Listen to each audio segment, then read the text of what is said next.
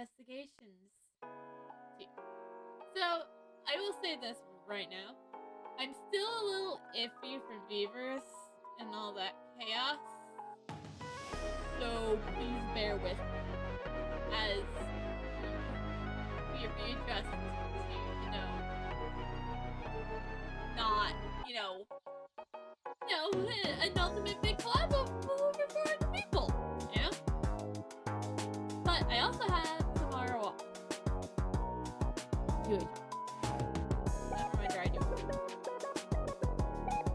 So I can go as late as I want. But that probably won't affect anything. It might not though. I might try to finish up. I might try to just finish the business well, because I think I'm going to stop right? And then so anyways, that's kind of all I wanted to talk to you guys. And I might be on overtime next week. I don't know, we'll see. What? I got no button there. There just might be overtime.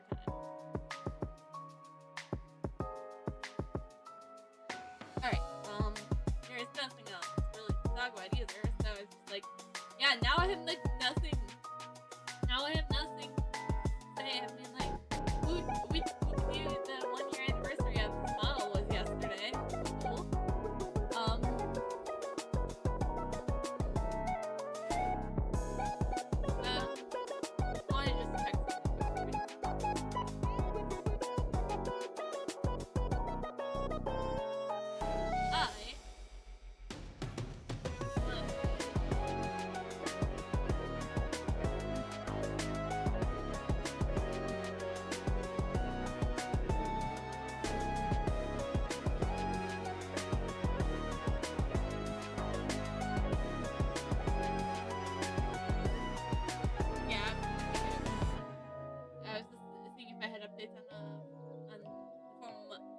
Outfit because I'm getting concept art of that done, and so yeah, other than that there's nothing really else to discuss because I know I should be putting my focus towards because the next big stream would be the beginning of September, which would be the 2-year anniversary / my birthday bash 12-hour stream, because that's, I think I'm gonna make that kind of like a tradition, like VTuber anniversary / birthday bash, kind of like that's tradition. A 12-hour stream that day is a tradition. That weekend of like before my birthday is usually a tradition. But I actually don't know what I'm gonna be doing. I don't know plans yet for that, and I should be planning for it, but I want to focus on, because I am setting this in stone right here, right now, that this year for Extra Life, I will be doing a 73-hour cap subathon. Oh boy, that sounds like a lot, because it is. So, I'll probably be posting more about it. I'll be posting a lot about it closer to probably after birthday bashes, but I'm starting to plan it now because the 73-hour subathon is much more planning than just a 12-hour stream. You're talking about like 3 times you're talking about like what? That's like what? Like 6 times more than a normal 12-hour stream, because that's, you could take 6 12-hour streams. That's only 72 hours. I'm doing 73 because daylight savings. So, yeah.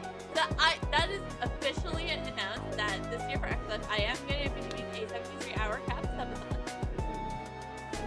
And I don't know if I have any other... I mean, I should mention right now that first thing first, the Wheel of Incentives will be back for that stream, and I'll probably do the Wheel of Incentives more of like a first like sub goal for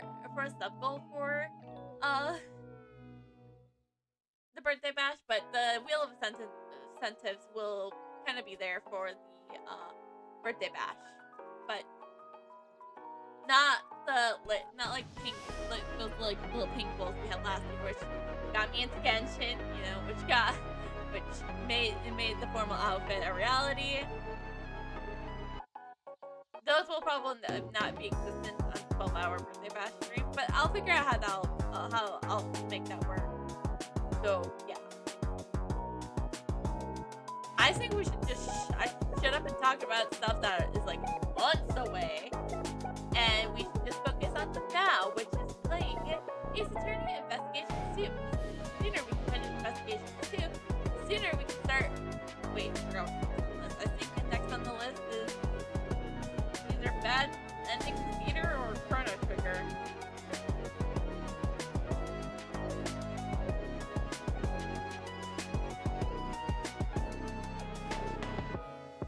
Oh, Zero Escape is next. I was completely wrong on that. Well, Chrono Triggers is after Zero Escape, so that's kind of where I got confused. So, yeah, that's probably going to take me well into, like, the end of the later half of this year, so. That's nice of me. So let's just let's shut up about what we're doing later. Let's focus on the now, which is investigations. The imprisoned turnabout. Middle.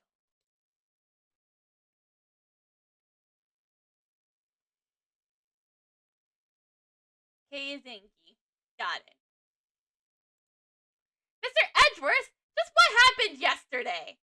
Oh, it's the next day. Those two people, their attitude was just unforgivable. Oh, I need to turn this down in my ear. It is loud. Okay, that's good. Mr. Edgeworth, I'm here to clean up the mess you made. The prosecutorial investigation committee has decreed you that you will be taken off this case. And Sebastian has been appointed to take over the case. That is all. Judge Courtney and Mr. Debris, they were certainly ruthless. What I'm more concerned about is just what is the PIC thinking? I'm worried about what they will do from here on. I have a bad feeling about this. Hey, Mr. Edgeworth, are you listening to me? Yes, I am listening. You're not going to give up on this case, are you? No, I don't plan on backing down, not with the current situation as is. If I were to silently stand by, that would only validate their claims. But I no longer have an investigation rights. What should I do now? And this is where Detective Gumshoe calls. What is it, Detective Gumshoe? How did I know it was Gumshoe? Well, probably because that was the obvious answer. But bad news, sir! I heard something down at the precinct. Sounds like they already arrested a suspect in yesterday's case. What? Who is it? I don't know yet, sir. But if we go down to the detention center, we can ask. Let's get going, Mr. Edgeworth. Even if I can't investigate, meeting with the suspect should not be an issue. Alright, we're heading over to the detention center now. I'll also head over there on the double, sir. Detective, won't that interfere with your job? I gotta investigate the scene of the crime anyways, so it should be okay, sir. Alright, we'll meet up with you there. Roger, sir. Let's go, Kay. Okay! March 28th, 10:23 a.m. Detention Center. Visitors room. Who could the suspect be? Oh, is it gonna be that boxer guy that we met last time? He's not coming, is he? He's not. It's happening all over again! Don't joke about that. No way, I mean it! It's not happening! Yes, it's happening, alright. There's someone here to talk to you. That sounds like a pretty screechy voice, huh? No way! Don't be so stubborn. But aren't you prosecutors like crazy scary or something? I'm always giving you a death glare. Pardon me, but would you happen to be the suspect? Ah!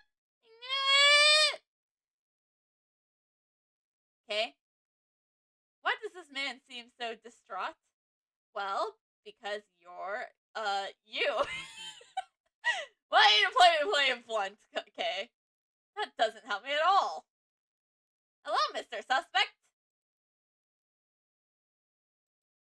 Would you mind talking to us for a little bit? Who are you? I'm Mr. Edgeworth's assistant, Mr. K. Faraday. Well, it's just a part-time job. I'm just taking a job from my real job. I don't remember hiring you. This is Mr. Edgeworth. He's a prosecutor, but he's not as scary as he looks, so it's okay. How rude. I mean, you just have the face of, a very intimidating face, Edgeworth. It can't be helped. Really? Really?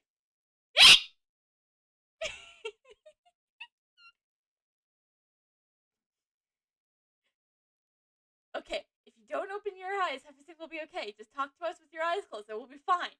Then you don't have to look Edgeworth in the face.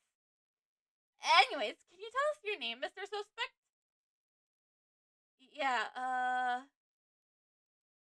I'm Simon Keys. Nice to meet you, Simon. You can just call me Kay, okay? I'm Miles Edgeworth, a prosecutor. I would appreciate a word with you. I don't think Simon likes prosecutors. Just a hunch. You know, it's just a hunch. Why does everybody in these games seem to not like Edgeworth just because he's a prosecutor? First it was Agent Lang, then it was President Hwang, and now this guy. Everyone doesn't like prosecutors. Why? They're all so hot! Please, if it's for your own good, Simon. Really? Finally, it looks like we'll be able to get something out of him, thanks to Kay. Name, please. First, I would like you to tell me a little bit about yourself. No way, not that. I couldn't do that. Impossible. I'm not worthy. There's nothing interesting about me. Your occupation? Name your occupation, please. No way, not that. It's not a big deal, honest.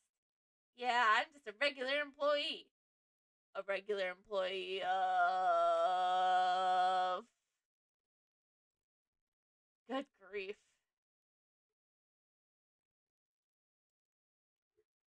Oh, we still have the evidence. Or at least, maybe not all the evidence. No way, that's really impossible. There's no way I could be a prosecutor, even if you gave that to me. That was never my intention. So are you gonna arrest me?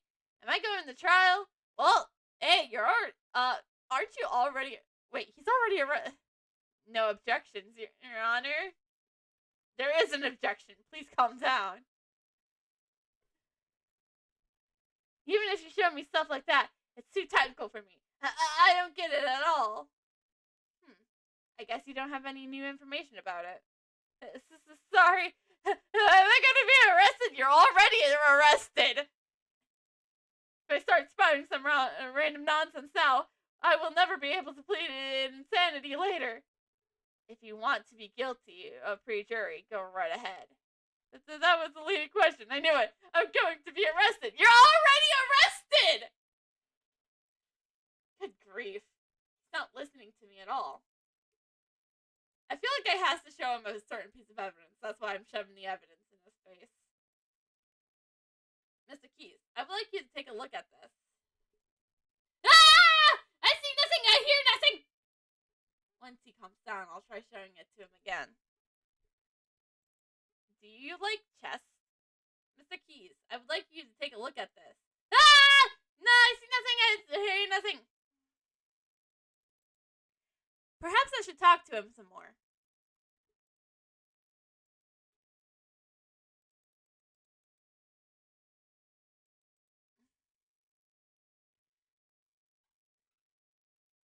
Okay, so he sees no evil, speaks no evil, but he's never covered his ears, so he does not.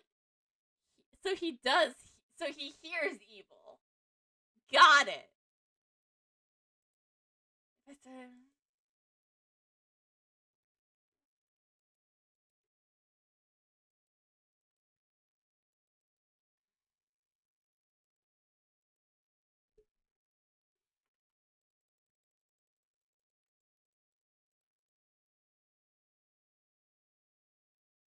I like this even more sped up.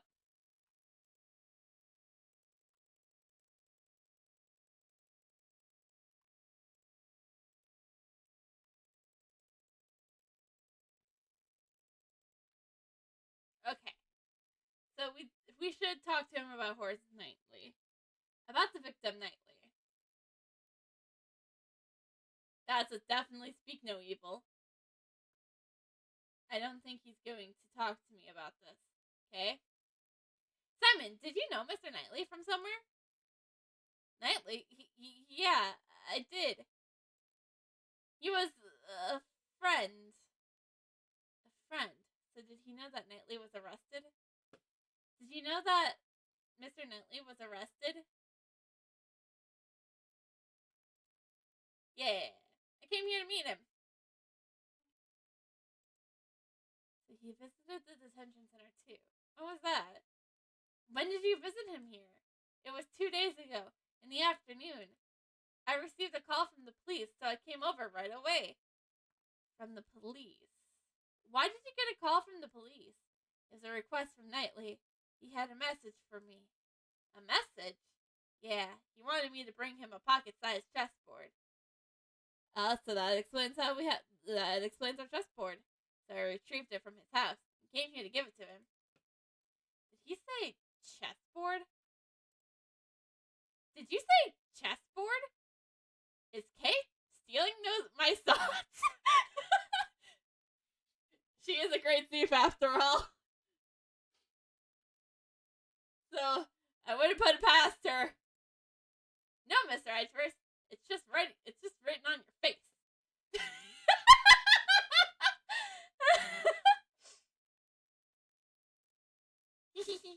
I was just guessing from your facial expressions. See, I can be a useful assistant, right? So, did you know what we need to do next? Investigate the chessboard? You bet! We gotta show that to Simon, right? Correct. Let's present it and see how he reacts.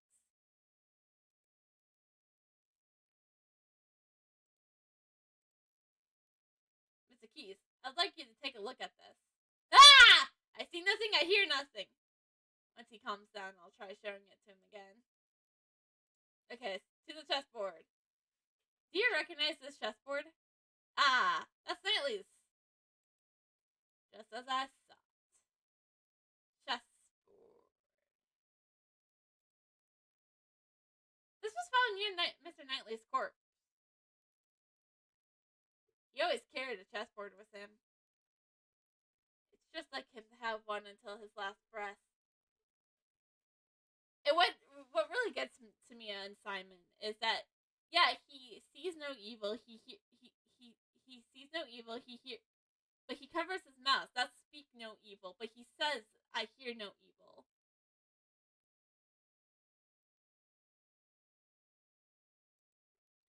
It sounds like you two were really close, Simon. Yeah, we were best friends. At least I thought we were. But maybe I was wrong. Huh? Because I never imagined he would murder someone. Having someone close to you turn out to be a murderer. Reality can be so cruel. Edris, you know exactly how that feels. Try talking to him some. Actually, Edris knows that twice-fold. I'm talking about Manfred von Karma and Demon Grant. Damn. Should have goodbyes and rise from the ashes were so powerful episodes, Redworth. No wonder why he faked his own death. something most people can easily accept. I never imagined we would part ways like this. Mr. Edgeworth, something's definitely strange here. There's no way Simon could have killed Mr. Knightley. Indeed, I certainly can't see a motive at all. However, the fact remains that he was the one who was arrested on that charge. Just what was the justification for doing so? Okay, so calm down now. Knightley loved chess. We'd always play against each other. I, for one, haven't brought that to him. It probably wouldn't have turned out like this. I'm not so sure. To me, it's the proof that the friendship between you and the victim. I doubt it had anything to do with the murder. Really? I can't take it anymore. Just arrest me already. Aren't you already technically arrested? Haven't they already done that? Thank you, Edgeworth, for pointing out the obvious. Reason for arrest. So, why were you arrested?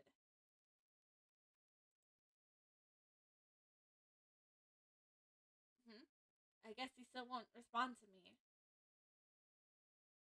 Well, I don't know. Looks like he's finally warming up to you. Phew, that's a great help. This morning, a police officer barged into my house. I knew it. He brought me here. Was there a prosecutor accompanying him at the time? I remember a prosecutor called Best or something. There was two. So it was that rookie prosecutor. I love how nobody's mentioned that he'd be like a prosecutor of the year, because that would actually go to Calver. Because remember, this would be the same year that Phoenix loses. This is like just a month before Phoenix loses attorney's badge. So Calver being already a prosecutor would make sense, even though that the case that Phoenix lost his attorney's badge was technically Calver's first trial.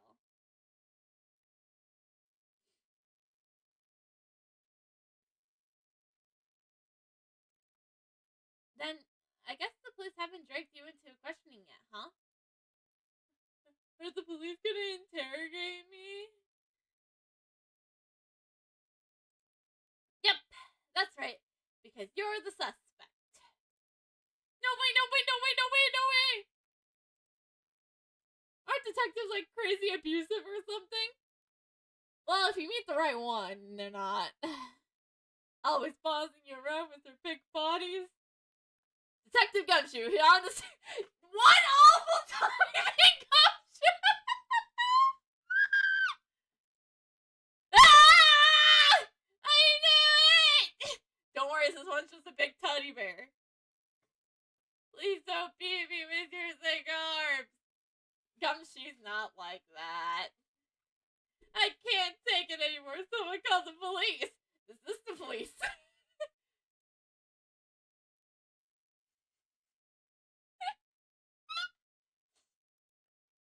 What's gotten into him, sir? He's scared. Kay got into him, that's what. Well, it's because you're you, detective. Huh? I don't get it, sir. I know Simon has to be innocent, Mr. Edgeworth. Can't we do something? Simon Keyes. Yes? You were Knightley's best friend. You only just met with him 2 days ago. You say you didn't kill him. Are you certain about this? Yes, I am. I wouldn't harm a fly. I see. That's enough for me. I shall offer my assistance in proving your innocence. What's the point in helping a little old me? Not just for you. This case, I have a personal stake in it as well. That's right. We gotta get back to those two from yesterday. Yeah, I'm fired up, sir. But I don't have any investigational rights at the moment. Since I won't be able to obtain information myself, your role must be vital. I'm sure we can rely on you to fill in any holes in the information we have. Help us help you. That is all I ask. Ah, I just had an idea. Why don't you just borrow a defense attorney's badge, sir? I know where we can get one. We just have to ask a certain defense attorney. This is remember what I just said. This is before Phoenix loses his badge. Come on. There's no way Mr. Edgeworth could do that. It's very easy, Kay. This isn't the time to be joking around. But I wasn't joking. Helping the suspect is a defense attorney's job, pal. Wait!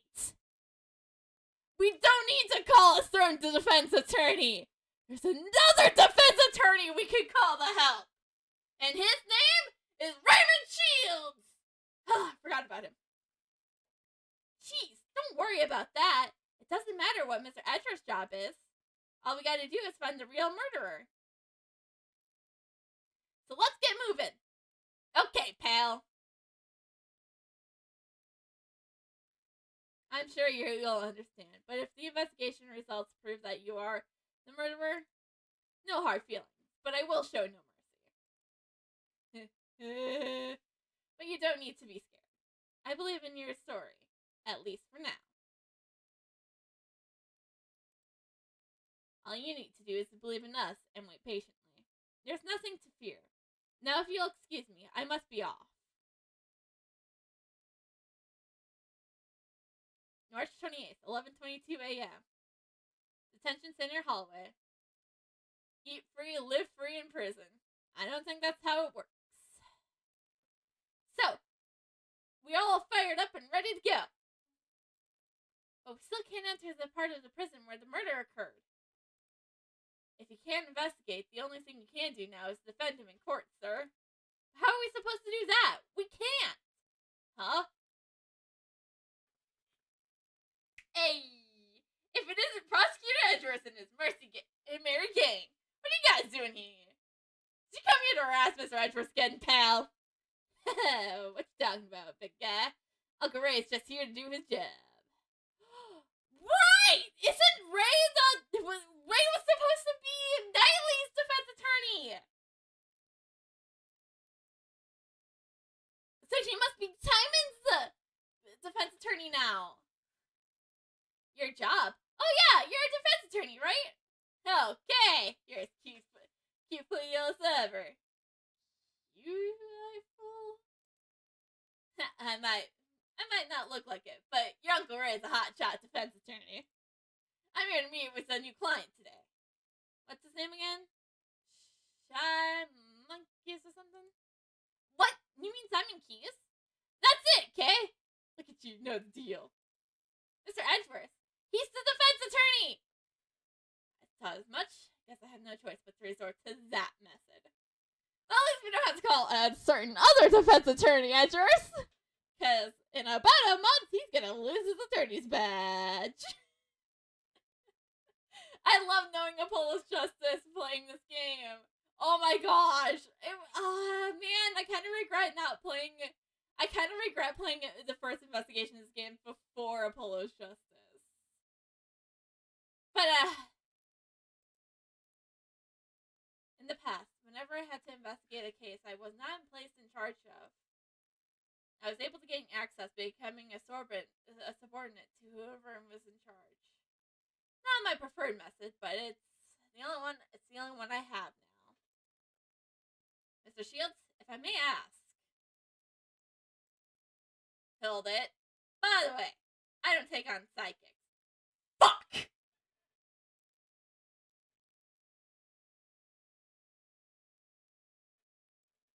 I refuse to take on a male assistant to lack charm.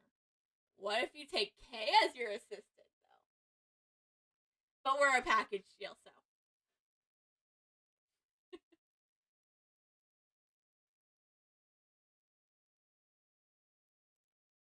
Especially someone who was like a son to Von Karma. Mr. Shields, as I said, he won't forgive me so easily. Mr. Shields, I understand that you cannot forgive me for what I've done. I'm also fully aware that your hatred towards those who involved with Von Karma. I don't know if you will believe me, but I am no longer the same as I was back then. Back when I idolized Von Karma. Yeah, pal, Mr. Edgeworth says a changed man. He went through a whole character arc and shit! Sure, he may have been cruel and inhumane prosecutor in the past. Now, he's a completely different pal. When you put it that bluntly, it kind of hurts. That's right, Mr. Edgeworth is not a bad guy anymore. I wouldn't even call him a prosecutor. He's more like a hero. Yeah. He even helped me out in that big case last month. A hero? That's something big talk there, Missy. He's a magnificent hero, although he's be no match for a great thief like me. Mr. Shields, don't the actions of the PIC appear strange to you? I believe there may be something else hiding behind this case. I can't afford to quit at this juncture. Please, let me help you with the investigation. I'm begging you.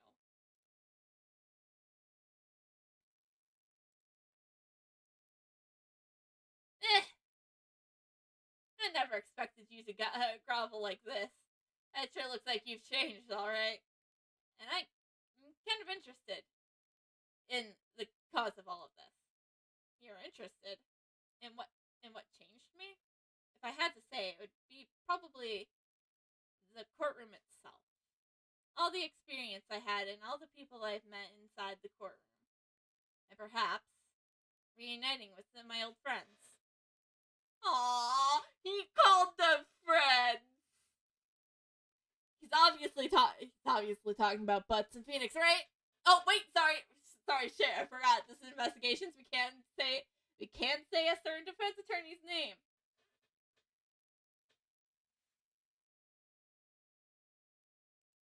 I never expected you of all people to change. Who would have thought that you'd lay your heart open your heart like that? I'm sure that man would be surprised as well. Guess I can't turn you away. It may be long overdue, but allow me to properly reintroduce myself. If you'd be so kind to read this. Edgeworth Law Offices, Raymond Shields, head attorney. Edgeworth? Kay, did you not know that Edgeworth's dad was a defense attorney before he died? Mr. Shields was an assistant to my deceased father, Gregory Edgeworth. Really? Your father was a defense attorney? So that means that man that Mr. Shields is talking about is correct, my cute little K. Prosecutor Edgeworth's old man.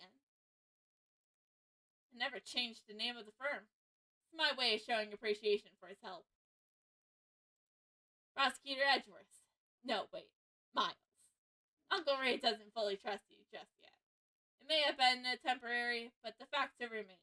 You were once a disciple upon karma. You say that you've changed, but you'll need to prove it to me with your actions. Even your old man would want it this way. Yes, I understand. Alright, I'm getting tired of all this stuffy talk, so let's give it a rest and move on. For now, I'll make you my temporary assistant. How does that sound? I'm sorry to trouble you, but this outcome is kind of moving, yeah. The prodigal son returned to his work in his late father's law firm. What about me? Of course, you can help too, Kay. Alright, thanks a lot, Mr. Shields. I mean, boss. Now then, let's get right to work. Let's see. First off, what do you think we should do, Miles? That's right. I had some unfinished business yesterday. So wasn't the victim, but rather it was the first person to discover the body who screamed. Why don't we find them and listen to what they have to say? Yeah, that's it. Uncle Ray thinks so too. Upbeat as always. Okay, with that decided, let's hurry up and grill him. Sir, what am I supposed to do? Continue working with that rookie prosecutor, please. Detectives can't help defense attorneys. I can't just leave him be. Detective, I'll give you a special assignment. I want you to assist Mr. DeVries on his investigation and follow his orders.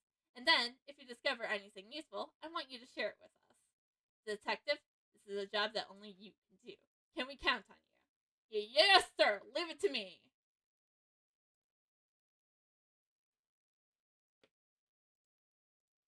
I'm really good at leaking investigation reports to defense attorneys.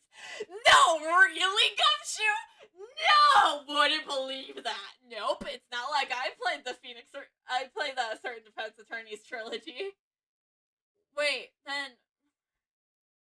Okay, so if the first trilogy is a certain defense attorney's trilogy, what's Apollo's trilogy then?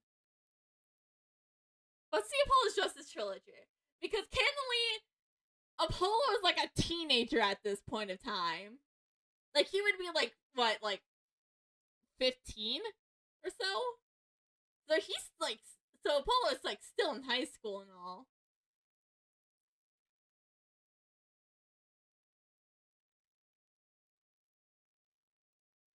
Normally that would be a problem for me, but it may come in handy this time.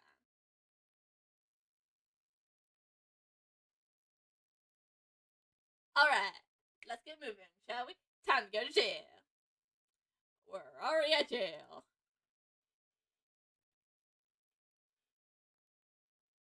March 28th, 11:50 a.m. Prison hallway. Now then, where's the person who first discovered the body? For now, all we can do is ask around. Hold it right there!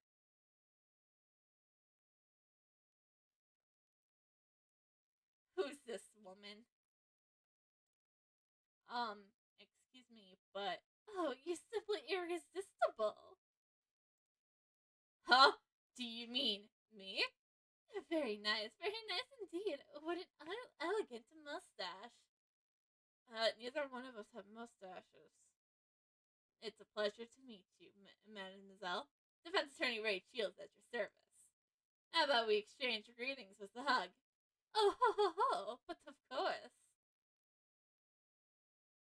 Huh?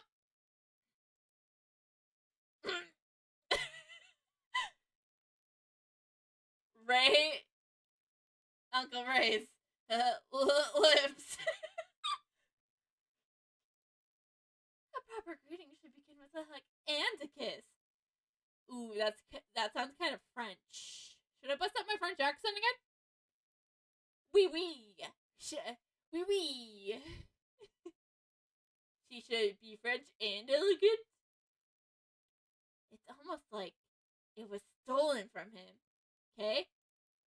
Yes, a remarkable feat of a quickness that would put a great thief to shame. I feel that close contact is very important. It goes for my family here and in my home as well. Quite a splendid way of thinking there. I am the warden, Patricia Roland. But please, just call me Patty. The warden. So she's in charge of the prison and detention center. Nice to meet you. I'm Miles Edgeworth. I'm Mr. Shields' assistant. Pardon me for asking, but were you here at the present yesterday? But of course, yesterday was the day that I wouldn't have missed for the world. Why so, miss? Wouldn't have missed for the world. Did you have some kind of important meeting? Oh, heavens no, I despise meetings. It was the animal show, of course. It's a wonderful spectacular featuring the animals dancing and flying through the air.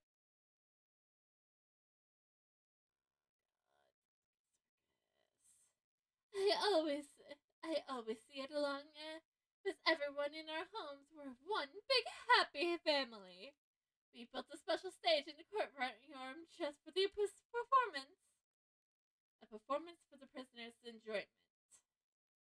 Yesterday, Albert mentioned some kind of recreation.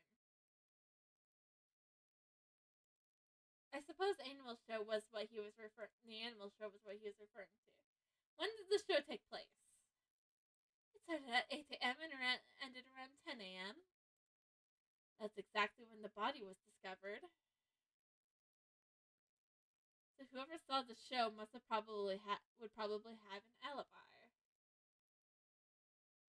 Now, if you excuse me, I must be going. I have business to attend to. Please take your time and have a look around our home.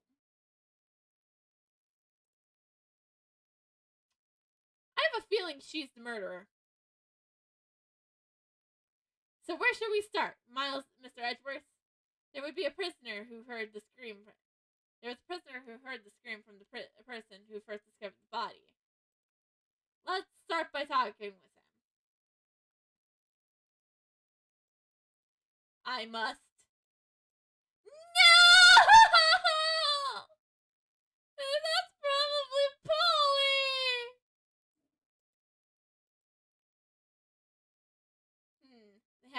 They even have a pony. Little kids could ride. How nice! It's like a zoo! Although it's the humans who are treated like animals in here. Do you think they'll find a way out they find out if I took one home with me? I think that if you did that, you'd be the one behind bars. Fuck. Didn't mean to.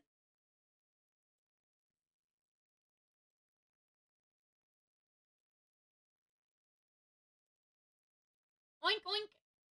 It's a potbelly pig. Let's hope it doesn't become dinner. How nice! It's like a zoo! Although it's the humans who are treated like animals in here. Do you think that they'll find out if I took one home with me? I think that if you did that, you'd be the one behind bars.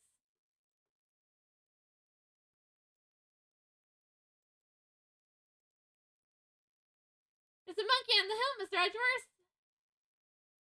Hardly an appropriate spectacle for a prison. When you see stuff like this, you can really feel the tension rise. I hope you're not expecting me to agree with you. Also, Kay, just so we're clear, I don't want to see you climbing that hill.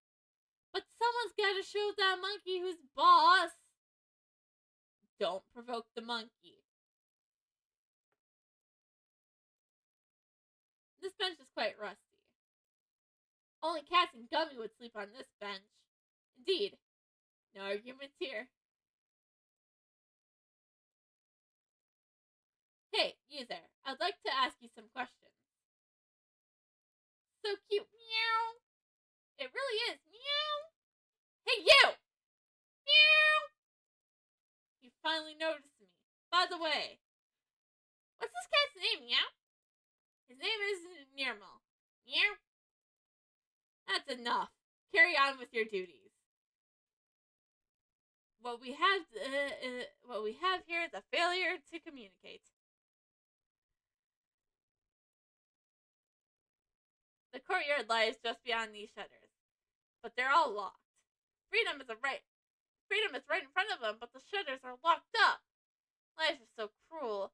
I feel really sorry for them. Okay, they committed crime! Who are you feeling sorry for? I hope she means the animals.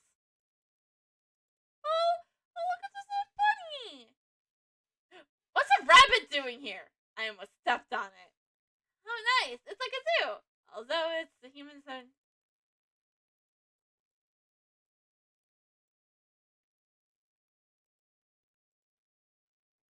Where does this door lead to?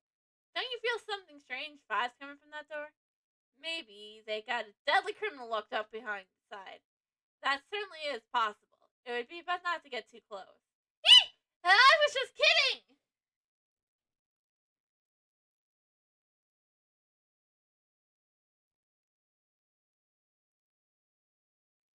This is the saddest thing ever.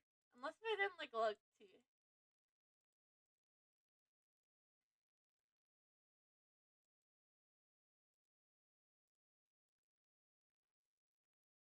There's some information here on the prisoner of the cell. Let's see. Inmate number TT209, species. See cell on right. That's a shoddy explanation. His partner is Rocky, the polar bear. He's a former boxer who enjoys training to lose weight. His muscles are tough, but he's a big softy. He's an omnivore, so it says. Who is this information for?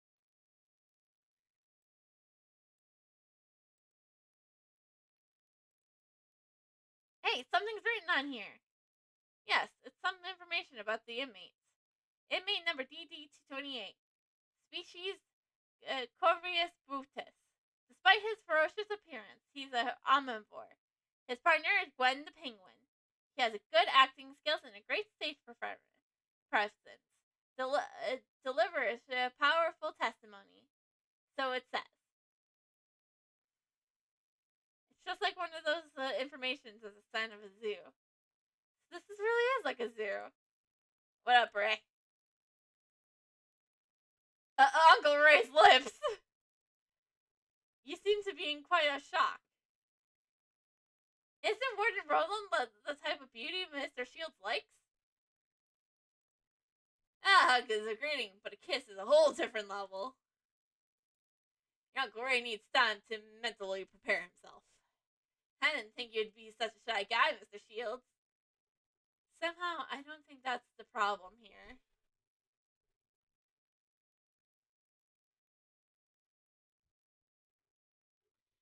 Damn, his music is such a bop.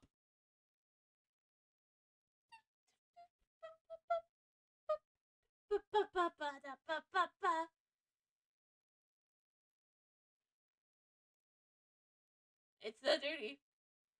Are you giving this to me? I'm thrilled. A prosecutor's badge might make me more popular than my attorney's badge. Thanks for the present. No, I have never said a word about giving it to you. That was just a joke. Uncle Ray has his own badge. Your attorney's badge. You don't wear it in your clothes? In the winter, I wear it on my favorite coat. Your Uncle Ray wears on his victory clothes. What kind of victory is he talking about? Ah ha ha! This, eh? This evidence holds the so-called key to the case, right? Or possible? Yup.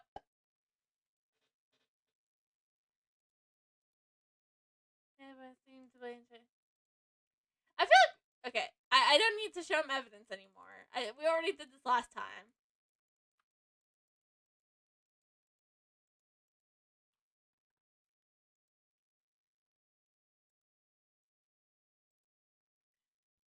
Hey Miles, about your face.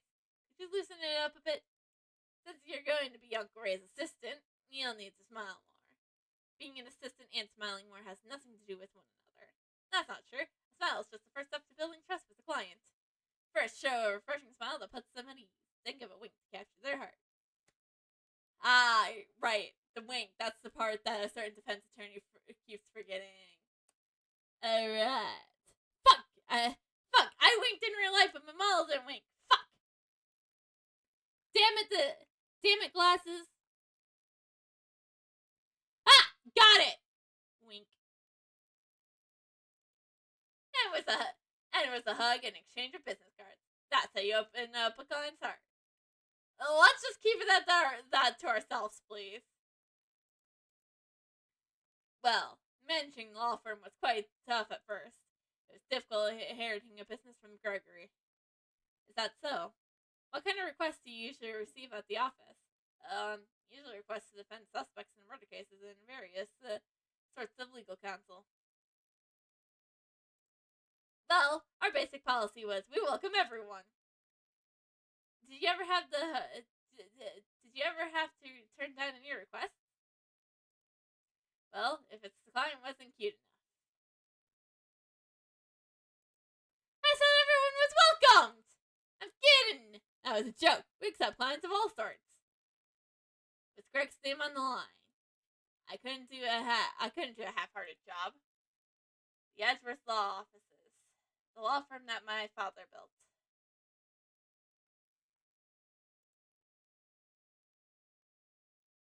Alright, let's talk to the client. The person we need to talk to. Where's the person who first discovered the body right now? Around this time, I think he should be in the workroom in the back. The workroom. I should go take a look.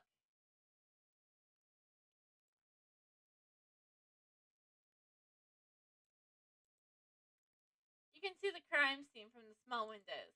Mr. Edgeworth, you can't just go peeping in like that. You need to be more sneaky. Check your surroundings. But why? Why must I I behave like a common criminal. Eh? I thought you wanted me to teach you my special steal glance technique. I don't need your techniques.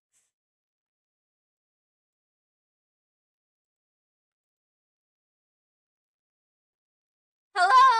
Is this occupied? Okay, that's not a restroom.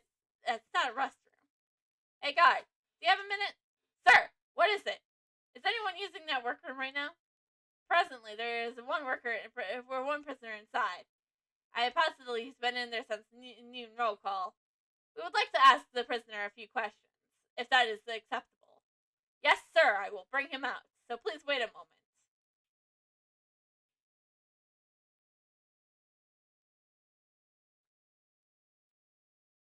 I'll leave this to you, Miles. What do you mean? Because I didn't know what kind of scary guy would come out of that room. Mr. Shields, you're a scaredy cat? Even though you're an adult? Heh, said the UK. Here he comes.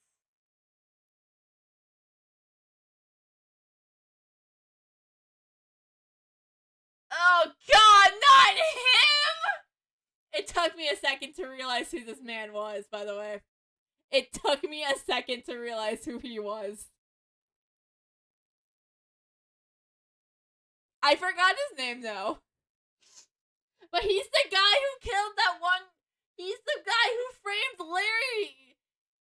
He's the guy who framed Larry in the first turnabout. I forgot his name and like literally everything else about him. Are you the ones who requested my presence? He doesn't seem like a dangerous criminal. My name is Miles Edgeworth. I'm a prosecutor. A prosecutor? Is that right? Hold it. I'm Ray Shields, a defense attorney. Mr. Shields. His demeanor completely changed once he saw who we were dealing with. Sorry about that. My assistant says strange things sometimes. He's not a prosecutor. He's just my assistant. Hey, get your act together, Miles. I guess I messed up. I forgot about my new job. No wonder I thought you were different. No wonder I thought you were different from the prosecutor who visited me yesterday. It looks like you already spoken to Debeast. May we ask you a few questions? Oh yes, of course you may. My name is Frank Schwetz. That was his name. Right. You accused my friend Larry. Okay, go for it, Miles. I'll be asking the questions after all. Mr. Schwartz, are you aware of the murder that occurred here yesterday? Where were you when the body was discovered? I was in this room where I've been working. What kind of work? Well, my goal is to become a pet groomer, animals beautician, so to speak. Oh yes, I was in the side cultivating my skills. In any other prison, such training would be unheard of. That was all, honestly. I didn't see a thing. Why did he say that? I haven't even asked him anything yet. Edris, you don't know who this man is. But a certain defense attorney does. Which is why sad to say, I won't be of any help to you. Mr. Schwartz, I haven't asked you anything yet. No? Wait, that's... even if you were to ask, I would not. You know something, don't you? That's... Logic chess time! It seems he's indeed hiding something. Let's try pressing it out of him.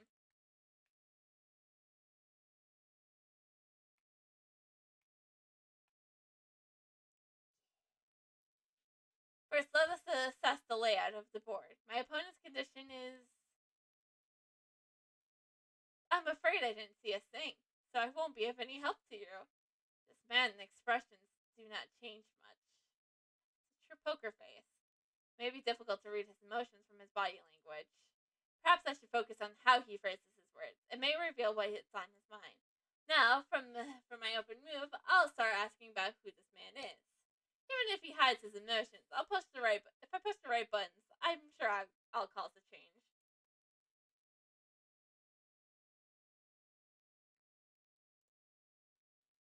Are you involved with this case?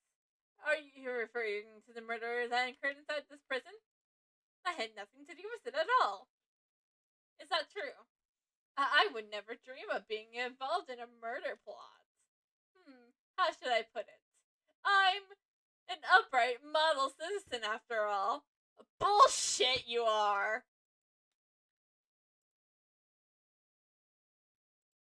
If you have no more use for me, may I leave now? I was too passive.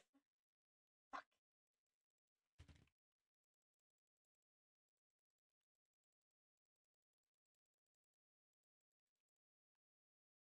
Common sense tells me an upright model citizen would never end up behind bars. Well, that is.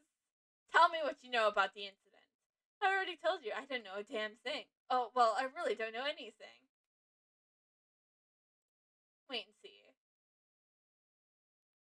Because why would you start saying stuff like damn if you're not angry?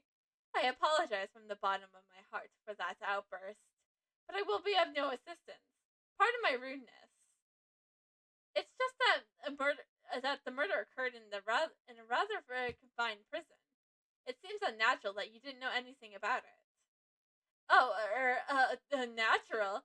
Is that so? If you were looking for the person who discovered the body, you should try someone else. How did you know we were looking for the person who discovered the body? I don't recall saying a word about that. Are you sure you don't know anything?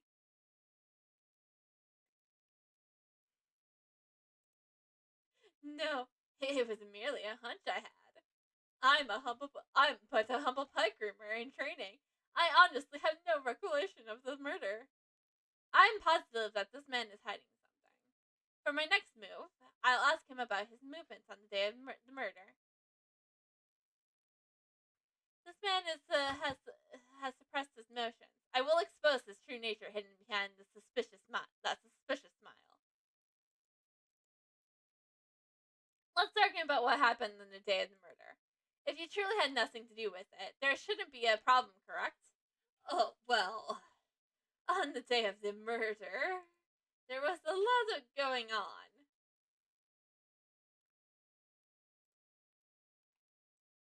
What was the state of the prison at the time?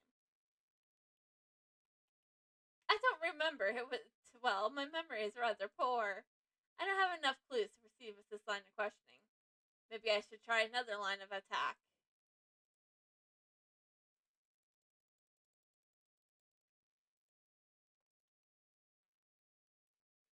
Tell me what you were doing on the day. As I mentioned earlier, I was cultivating my skills as a groomer in training. I was trimming the coats of the animals at the time. Didn't the murderer cause a panic? I imagine that the entire prison must have been in an uproar.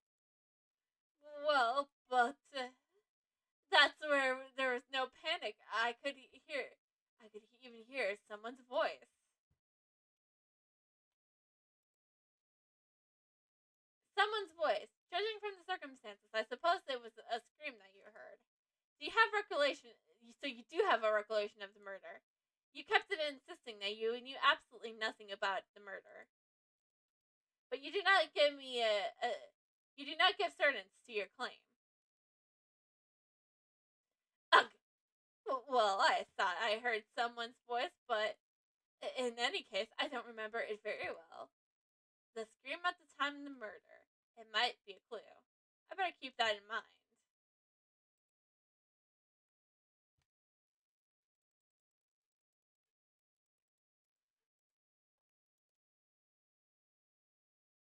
What was the state of the prison at the time? I don't remember it too well. My memory is rather poor. Let's try using that clue. You don't remember? Ridiculous. Didn't you say earlier that you heard a scream? It wasn't. I could have very well been mistaken. At any rate, I honestly do not remember. You still don't remember. Enough with your lies. I ain't lying, you. I mean, I'm telling the truth. In any case, I was absorbed in the grooming the animals. By the way, how skilled would you say you are in animal grooming? My techniques with the scissors and this still needs some work, but I'm very confident in my handling of the animals. When the animals become frightened, I calm them down with my gentle hands. Frightened? Why would the animals have become frightened? I don't think that would be a common occurrence. Well, that's a good thing, isn't it? Perhaps the reason that they were frightened was because someone screamed. Why are you trying so hard to hide that fact that there was a scream? Are you concealing some vital information from me? Hack! I'm doing nothing of the sort. It's true that I heard some sort of scream, but I'm not trying to hide it. He's starting to show his true colors. I should be more aggressive with my next move. I'll ask him about the scream. I'm getting good at logic, Chest. It's time to give him a taste of the futility of keeping a secret from me. When did you hear the scream? That's it. I just remembered. At the time of the murder, there was an event going on. It was the animal show. I had gone there to see it. So you're saying that since you were watching the show, you did not hear the scream? That's completely different to everything you said up until now. Shut up! So what if it is? I mean, my memory is just so hazy.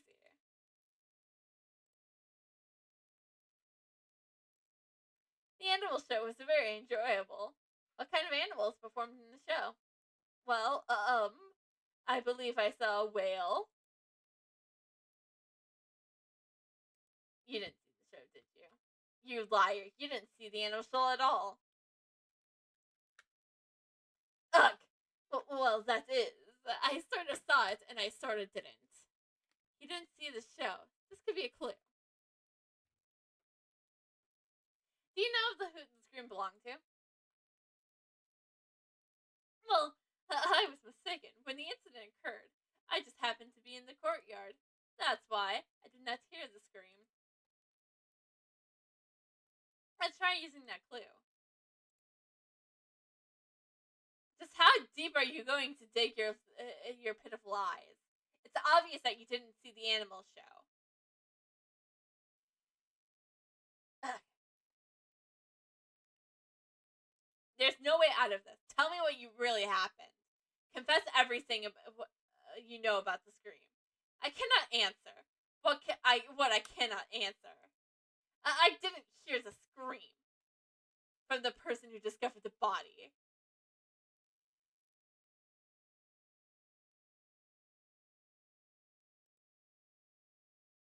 Haven't you realized yet? I have nope.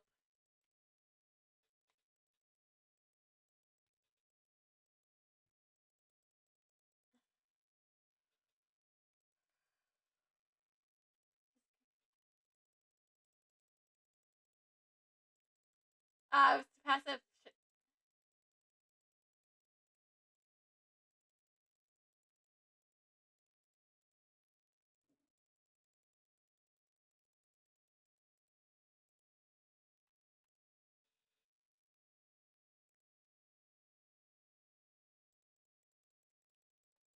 Shit, I was too passive there.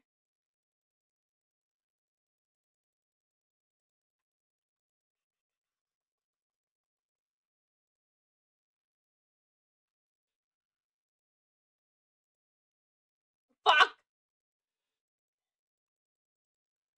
I hit the wrong button.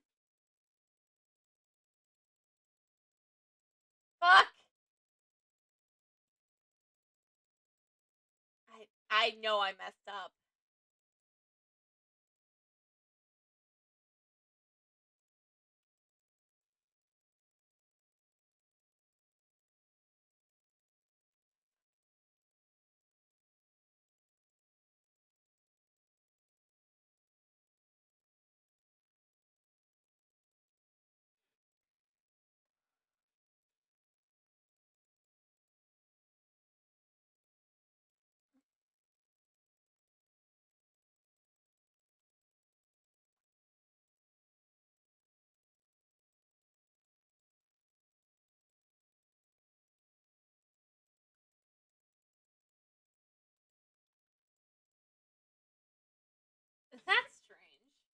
Normally, if you heard a scream during a murder, it's usually from the victim. Why would you think that the scream was from the person who discovered the body? My mistake. How? How did you know the scream was from the person who discovered the body?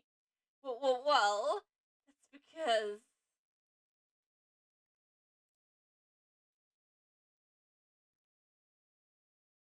Allow me to answer for you. That's because you're the one who discovered the body.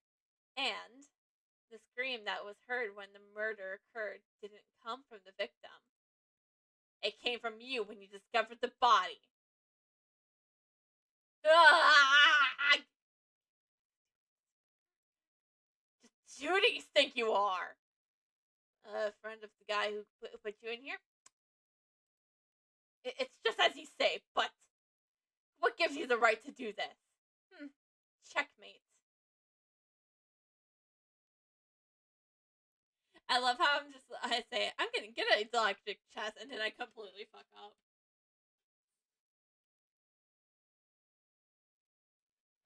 Now it's clear who discovered the body. You have you have no more reason to hold your testimony, correct? Very well, I'll tell you. But I doubt my testimony will be worth hearing. Whether or not it's worth hearing is for me to decide. I will expose the truth with my own hands. That is my sole duty. I think you're a little out there, Mr. Edgeworth. What do you mean? We're not trying to expose the truth. We're trying to save Simon. Isn't that our goal, to help out our clients? I mean, you're not a prosecutor right now. You're a defense attorney's assistant. Well said there, Kay. He's right on the money, Miles. The official task of the Edgeworth Law Office is to defend our clients. Your old man who founded the firm truly valued the bonds he had with his clients. So if you're not willing to do the same, maybe you weren't cut out for this job. I don't want to fire you on the spot either, so have a heart, okay? The heart of a defense attorney, huh? You might have to channel a certain defense attorney. In any case, it's important that we hear the testimony of this person who discovered the body. Start talking, Mr. Schwartz. Tell me what happened when you found the body.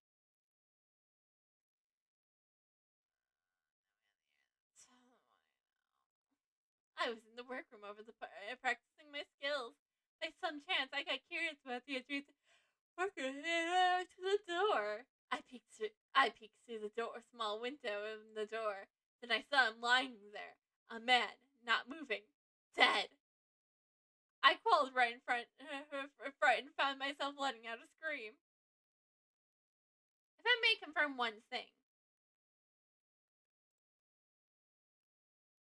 you were in the room right next to the one where the dead body was found. Within the prison, we call it room B. And if you were in the room, if you were there the whole time on the day of the murder, yes, after 7 a.m. roll call, I remained inside the whole time.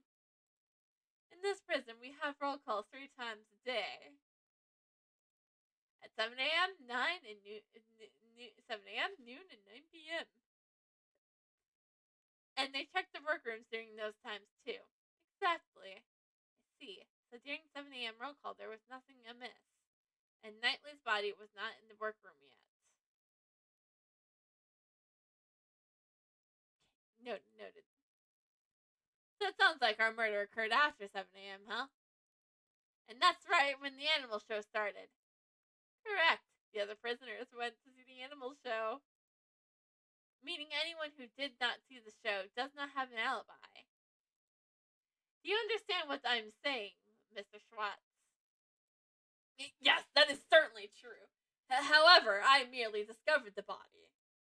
His testimony has a clear contradiction. I should press him about that first.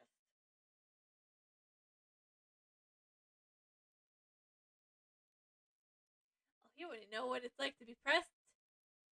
I didn't. The first person I ever pressed was Gumshoe, and it took me way too goddamn long to figure that out.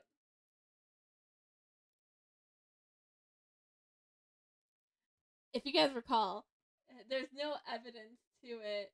I have no evidence for it. I have no gumshoe for more details, and I couldn't figure out that you had to press Q for you had to press Q to press. And now that I do it all the time, I was in the workroom. I was practicing my skills. Of course. Yes, my grooming training, for I am a model prisoner. I somehow doubt that.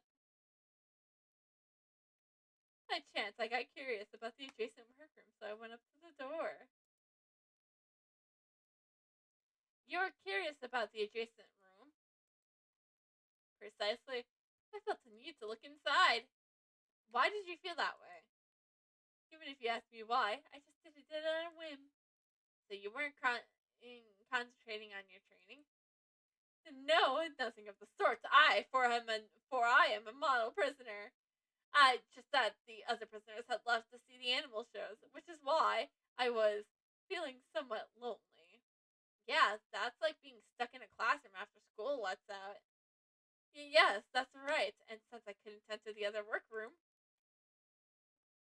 I peeked in through the small window in the door.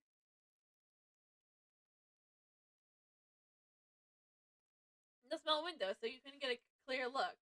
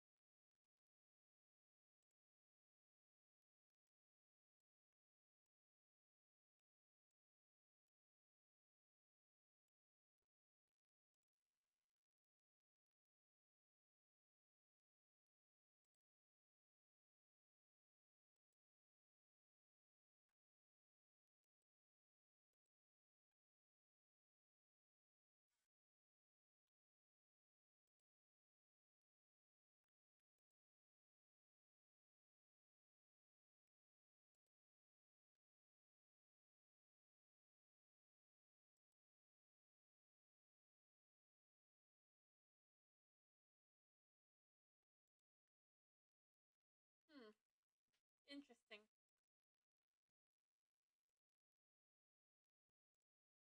Mm.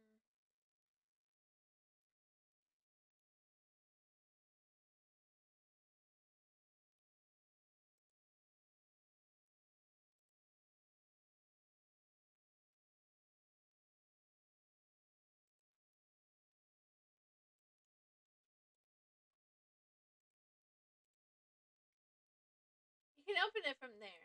Hurry up and open it! Why are you getting so excited? What are you saying? Doesn't everyone get excited when they're opening a box? I think that's probably applies to you only. Hey, I get excited for the box because you never know. The box might kill you. Was I just trying to reference Professor Layton and Diabolical Box? Absolutely, I was.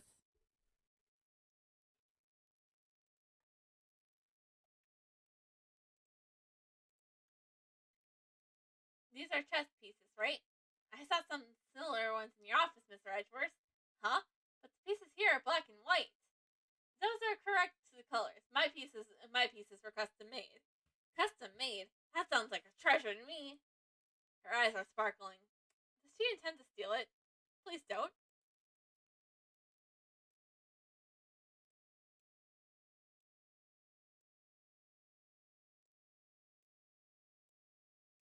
Okay, so it just seems like a normal chessboard.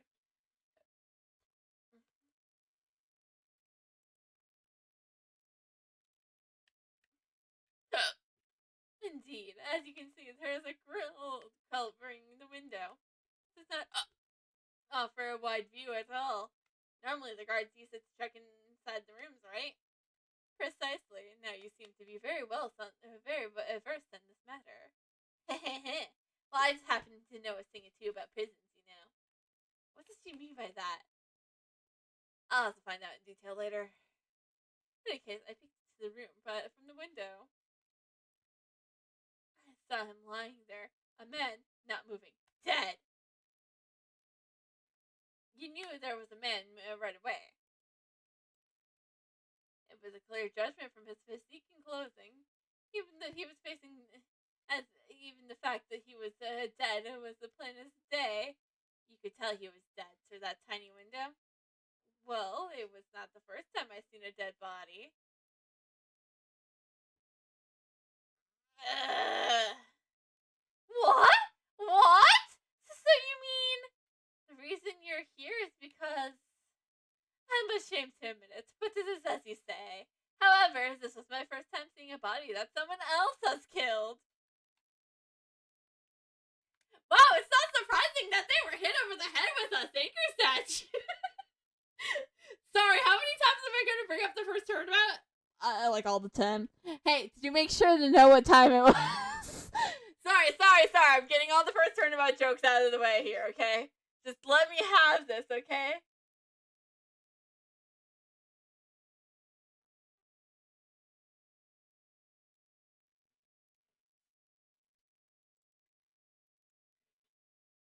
I growled in fright and frowned to myself, letting out a scream. Do you remember what the scream sounded like? Well, like, all I can say is that I shrieked at the top of my lungs. Something like, ah! Well, I guess that's what happens when you get scared. Yes, it is, as you say. Just in any case, I let out a scream. He is pretending to be innocent, Sandrider, but parts of his testimony are odd. Considering his situation, the place he's in, the contradiction should be quite obvious. I'll show him the evidence that proves it. In the workroom of practicing my skills. By some chance, I got curious about the adjacent workroom, so I went to the door. I peeked through the small window in the door, and I saw him lying there, a man not moving, dead. I quailed in fright and found myself letting out a scream.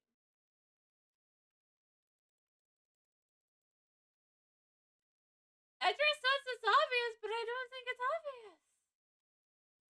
Wait a second.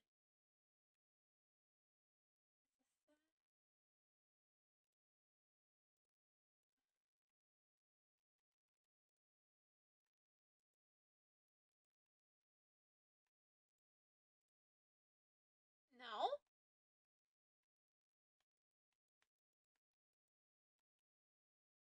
A contradiction, you say? I'm not sure I understand what you mean. Are you not merely making a blind guess? Ugh. It's alright, so you're bluffed, didn't he? But you can't give up after a couple failures. You can't give up after a couple failures, Miles. Yes, I know. Now he's trying to console me.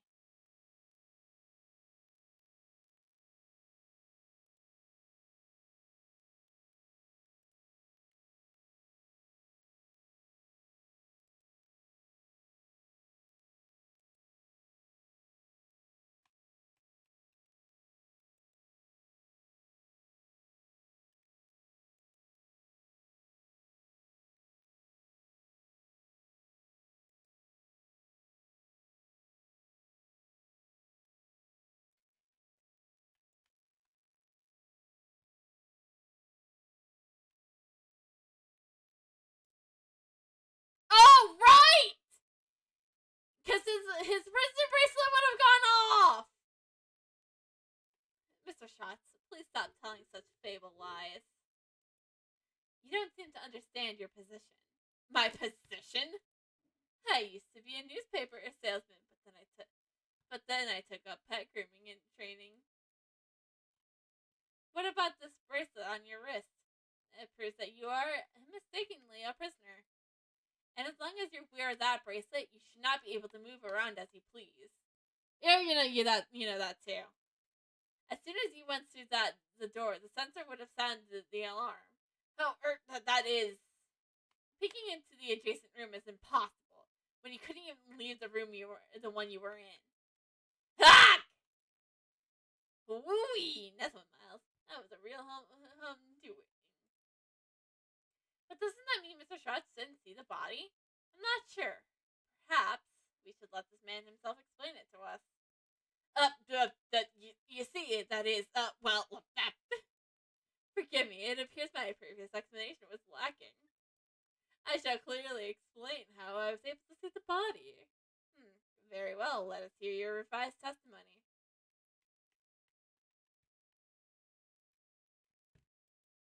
There, it was a rather well-known technique among the prisoners here. If the bracelet stays in the room, you can step out without sounding the alarm. That's how I was able to peek into the adjacent room. The more I realized that the man inside was dead, I let out a scream. So that means he kept his arm inside the workroom B while he peeked into the adjacent room. Hold on, I gotta test something. I'll be right back.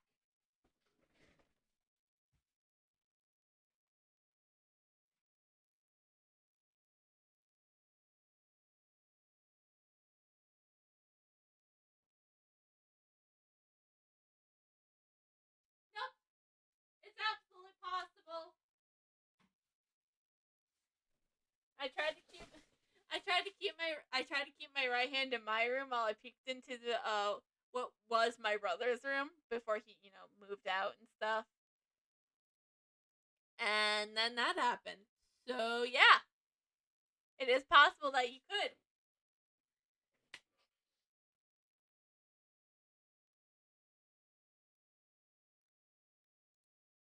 So who knows?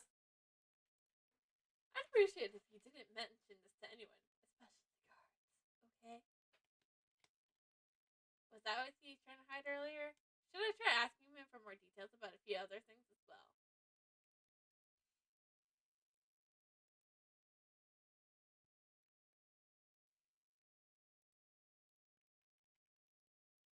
Tell me more about this technique. Certainly, here's how it works. Hand the bracelet, it stays in the room, you can step out without sounding the alarm. All you get later, get a whole degree of freedom. Naturally, but it's all that we have left to enjoy. I'm shocked that you enjoy such a thing. Have you truly, have you truly reflected on what you've done? But of course, for I'm a model prisoner. I doubt that highly, bitch. You're definitely you're definitely the model of highly suspicious. Regardless, was that the technique you used? Yes, it was correct. I made sure no guards around when I did it. That's how I was able to peek into the adjacent room.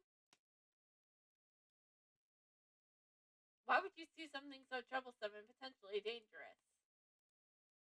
I heard a noise coming from the adjacent room.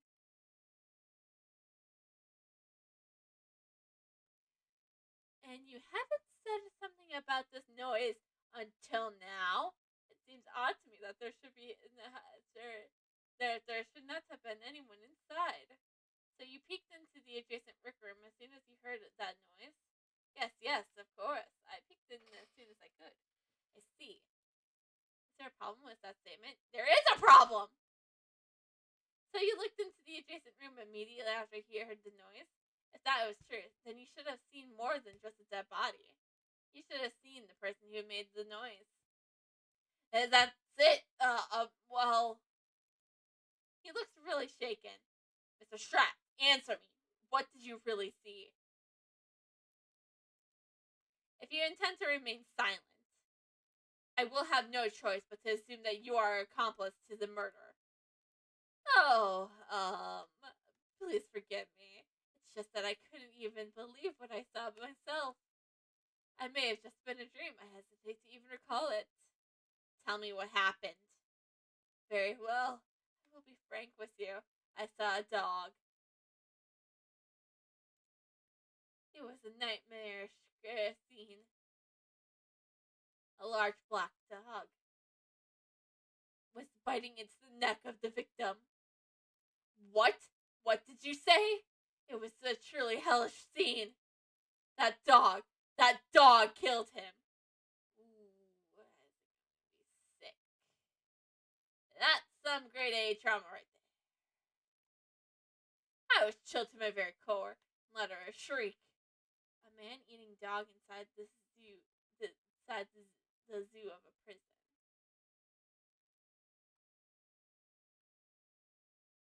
And it barks at me.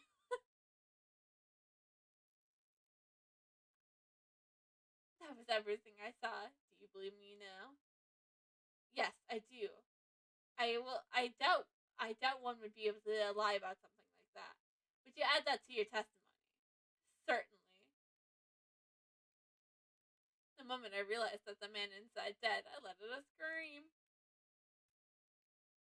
Do you remember what this man looked like in detail? But of course, I'm certain.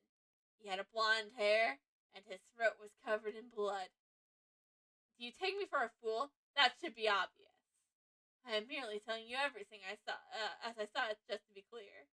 Don't defense attorneys love nitpicking over every little detail? Only certain ones.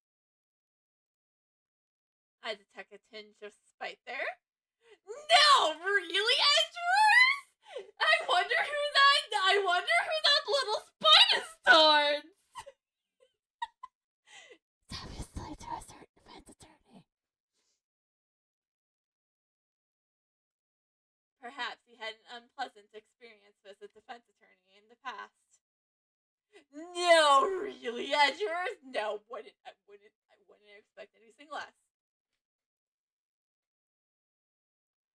And to my horror, there was a black dog biting his neck.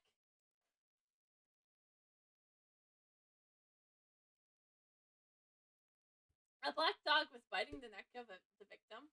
Yes, the blood came pouring out, and as a result, the dog's mouth became stained with it. Ah! Stop. You don't need to get that detailed. At the time, was the victim... Eek! Mr. Edgeworth! Why would you ask him that? Yeah. Why'd you hit Uncle Ray? That man did not even flinch. He must have been already dead. The blood continued to gush from his neck. He most likely had passed away already. His hands moved nearly an inch. Eeh! Way too much detail. Are you done this purpose? Certainly not. I'm just trying to give an accurate testimony. Mr. Edgeworth, shall I add that to my testimony? If you would. It was terrifying. A truly terrifying sight. Most likely had passed away already. His hands moved near an inch. That was a very vivid testimony. That's because I witnessed it up close, relatively speaking. If I could feel the anguish he suffered in his death. Mr. Edgeworth, I won't be able to sleep tonight. Okay. I don't have work tomorrow anyways. Really? How terrible. Oh, come on! It's all because of you that my mind was filled with scary thoughts. I even have nightmares myself. Even now, I can still remember everything clearly. The ring was the snowflake. The ring was the snowflake insignia glimmered. There's no eye, but no purpose, but caught my eye. The what?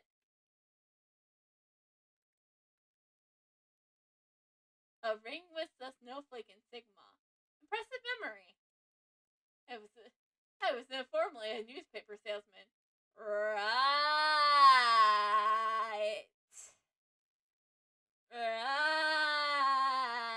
I'll have to replay with the first turn about it, which shouldn't be too bad because I remember it pretty well and it was pretty short anyways because I remember starting Turnabout Sisters like almost immediate on the same day.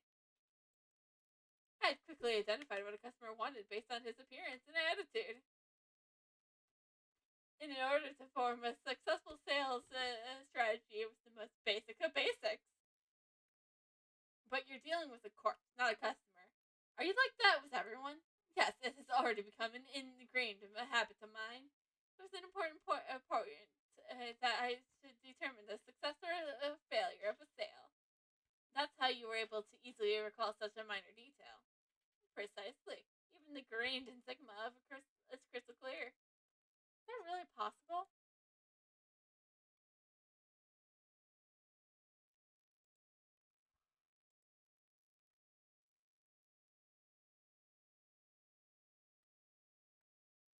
Okay.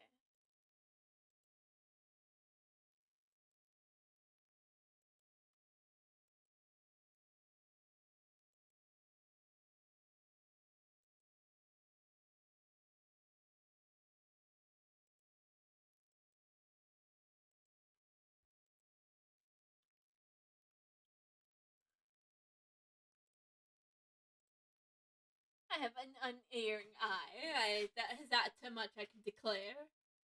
So Knightley was killed by a dog that was being kept here in the prison. I find that hard to believe. They say that the pets take after their owners, yeah? Does it have to take after them that much? This completely defeats the purpose of the animal therapy. Perhaps I should ask about the dog a little more.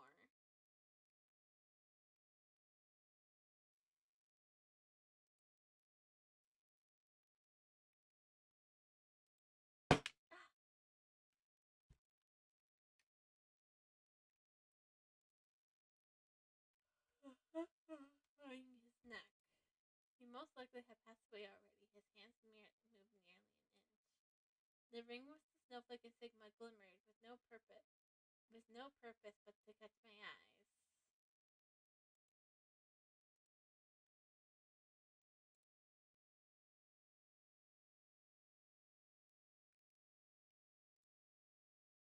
Objection!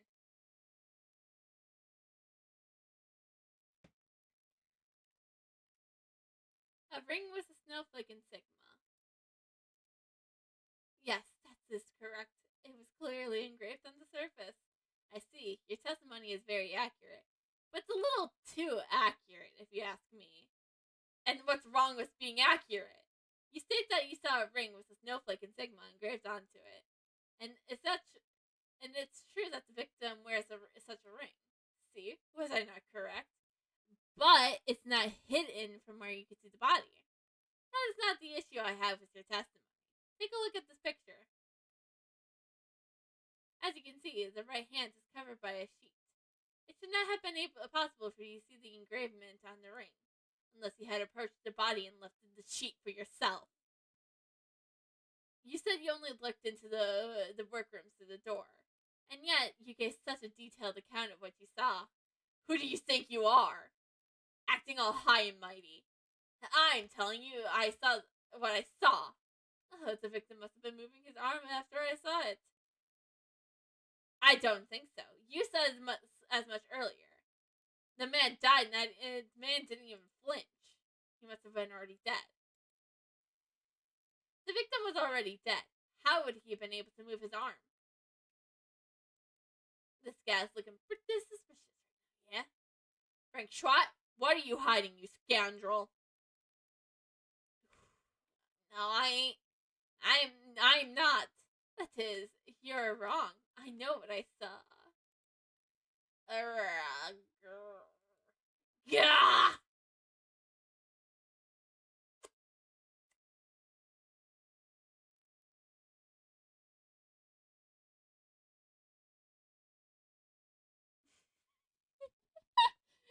Maybe you do the same thing to Phoenix. I mean, a certain defense attorney.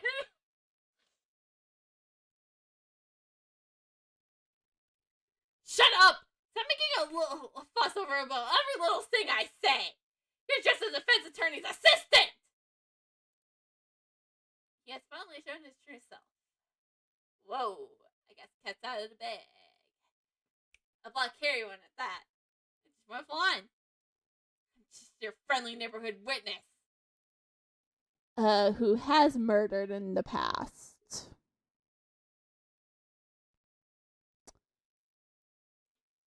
Are you really just a witness? I would say that you are rather suspicious. What is that?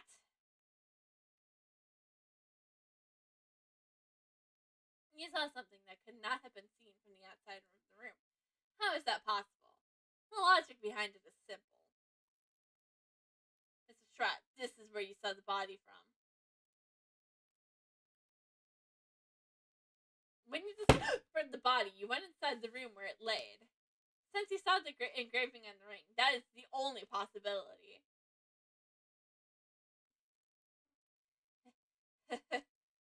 Even if you say that, you ain't got no evidence, do ya? Where's the evidence that shows that I was in that room? I was grooming pets at the time. In the room adjacent to where the body is found.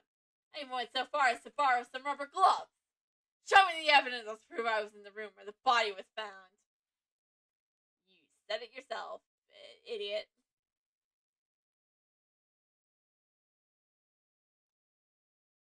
Mr. Schwartz, have you been doing when the body was discovered? Didn't I tell you already? I was practicing being a pet groomer. I see. In that case, do you happen to recognize this glove? Oh, that's...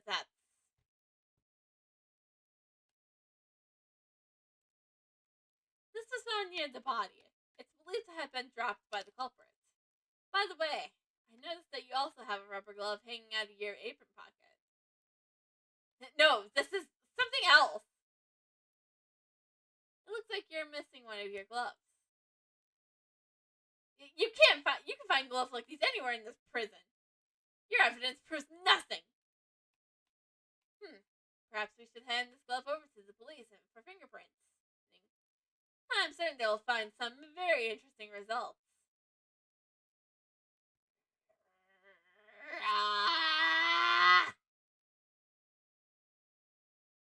It's over. Checkmate. Huh? What the? Pretty cool, right? My objection, but ew, it's awesome. My favorite objection. Mr. Shields, could you save the jokes for later? Not joking, because it's not over yet. There's still something else. Something else that's clearly odd. That guy is a prisoner, you know? He's got the bracelet and all. That's right! How did he get into the other workroom? The sensor would have set off the alarm, right? He's right. It's the only thing we don't know yet. Not so fast, Mr. Prisoner. You'd fill us in.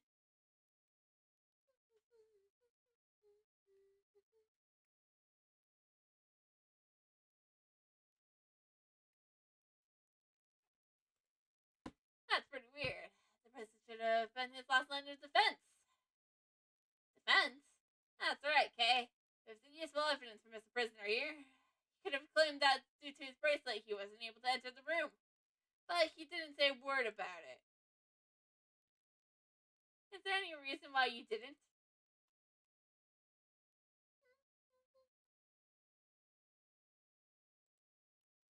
The silence treatment, eh? Well, the judge yesterday did say the silence is golden. Wow, you really are a hotshot defense attorney, Mr. Shields. Defense attorneys always remain calm in the pinch and smile in the face of danger. That's what your old man taught me. The defense attorney's creed, yeah. So, what's the deal? Why didn't you mention anything about the bracelet?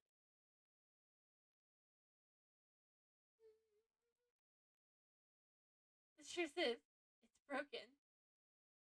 Bullshit.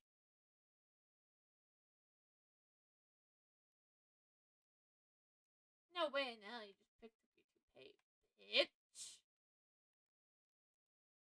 Broken. Some time ago, I took a spill and the bracelet hit the floor with a loud bang. Ever since then, it had not been able to activate its sensors. Forgive me, it was so convenient I didn't want to report it. I see, so the bracelet was broken. But did it really break so easily? If that's true, then there would be a problem with the prisoner's prison security. You over there. May I have a moment? Here, kitty kitty. Is your meow? Excuse me. Yes, sir. What can I do for you, meow? What can I do for meow? This prisoner's bracelet appears to be broken. What? Really? That's not good at all. I'll contact the person in charge and have it replaced immediately. Thank you. I'll be holding on to the broken bracelet for the time being.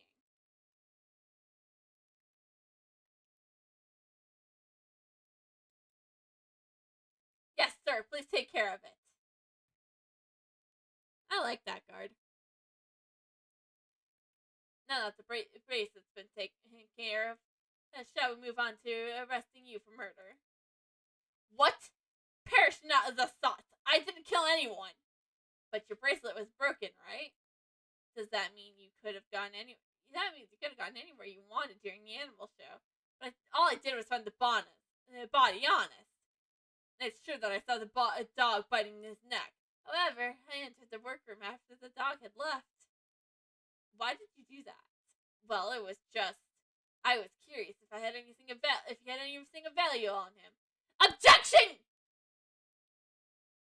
You would have taken the chessboard!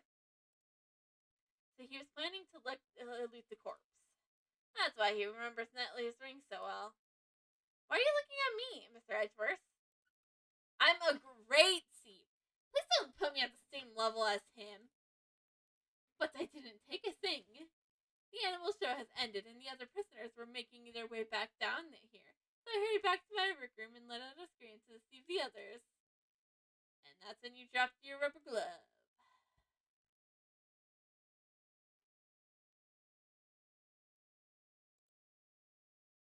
I guess the story holds up. What do you think, Miles? I still find it suspicious. Whether he is the murderer or not, one big question remains. How did Netley get all the way from his holding cell to the prison? You're right about that. That's a real stumper. And there's something that Mr. Schwartz said in his testimony that I'm very concerned about. If that dog had any part in the murder, Mr. Schwartz, yes, what is it? Were there any other prisoners who didn't see the animal show? Yes, there was only one, the other that I know of. And this prisoner wouldn't have been able to see the show even if he wanted to, correct? Yes, that's correct. Why do you ask? Just as I thought. I had my suspicions as soon as I saw that black dog. That fiendish criminal. Never expected him to be held here in this prison. Where's his cell? Do you intend to meet him? Him? Who's him? He's a very special man. He receives very special treatment and... Oh, forgive me, I need to watch what I say about him. However, if you value your lives, I would advise you to stay away from him. Hey, cut it out already! You're giving me the creeps. A puppet master in the shadows, huh? Yeah, I still value my life. He's being held in the special cell. Over there. In that direction.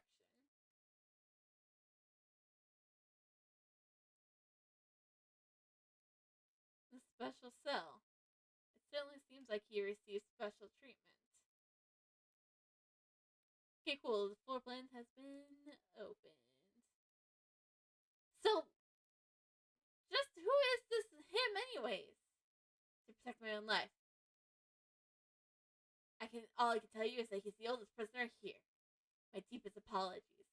But I can't say any more. He's truly terrifying. Oh no, is it Red White? Please don't let it be him. Or Demon Grunt. Don't let it be him either. Please don't let it be any one of those two. It would make sense if it was Red White, though. Care to fill me in? Feels like you're leaving Uncle Ray behind you. He's someone I knew in the past. Let's head to the special case. Oh, it could be Von Karma, too. I believe that black dog should be there as well. Yeah, it's gonna be Von Karma, isn't it? March 28th, 12:41 p.m. Prison special cell. Hey, it's pitch black in here. Can't see a thing at all. Aren't you always talking about how the Yatagata is able to flap even in the darkest of nights? Even in the depths of the night, when no other bird dares to take flight. One low source shines in the light of righteousness where the world's blight. That one is me, for I am the great thief, Yatagataru. Oh, that was pretty cool. But still, I can't see what I can't see. I'm still just a human. Eek! Ah! Mr. Edgeworth, I presume? That voice can only be. It's been far too long. Do you still remember me?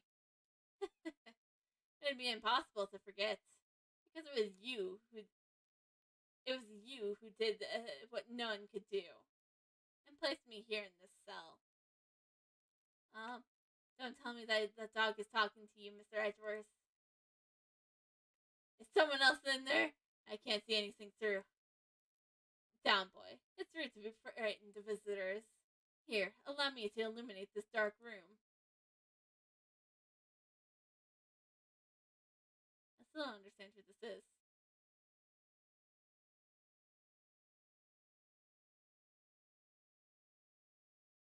I don't understand who this man is. Such noisy visitors. From the voice of the and footsteps to more in the back. Well, I mean, I guess in defense, there are other cases that we didn't see in that took place between turnabout beginnings and the first turnabout. To be fair, that was a long time period, like 2 years. Oh, I mean like 5 years.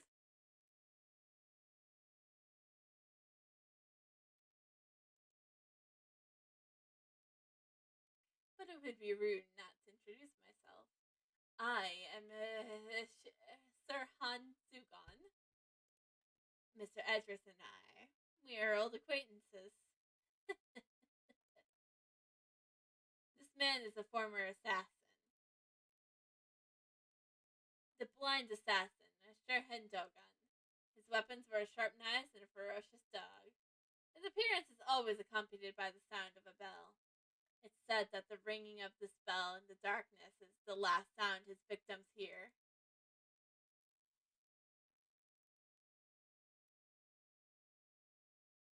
Would you be so kind as to share the reason why you have come, Mr. Edwards? That will not be necessary. You are already well aware of why we're here. It seems we know each other quite well. Such a cute doggo, though.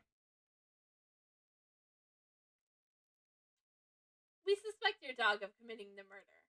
The witness who discovered the body saw him biting it. There must be some mistake. My boy is obedient. He would never do such a thing, right, Amyuphis? Good boy, good boy, good boy.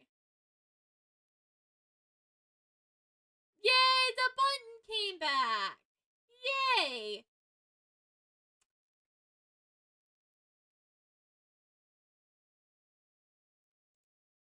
Amyuphis may be your guide dog, but you raised him to be a first killer. He was the only. He was one of your weapons you used as an assassin. To begin with, this witness is the witness of a reliable source. Ugh, it's true that Schwartz is also one of the suspects, and it's difficult to say if we can trust his testimony. I don't believe Schwartz for a second. He's murdered once and he'll murder again.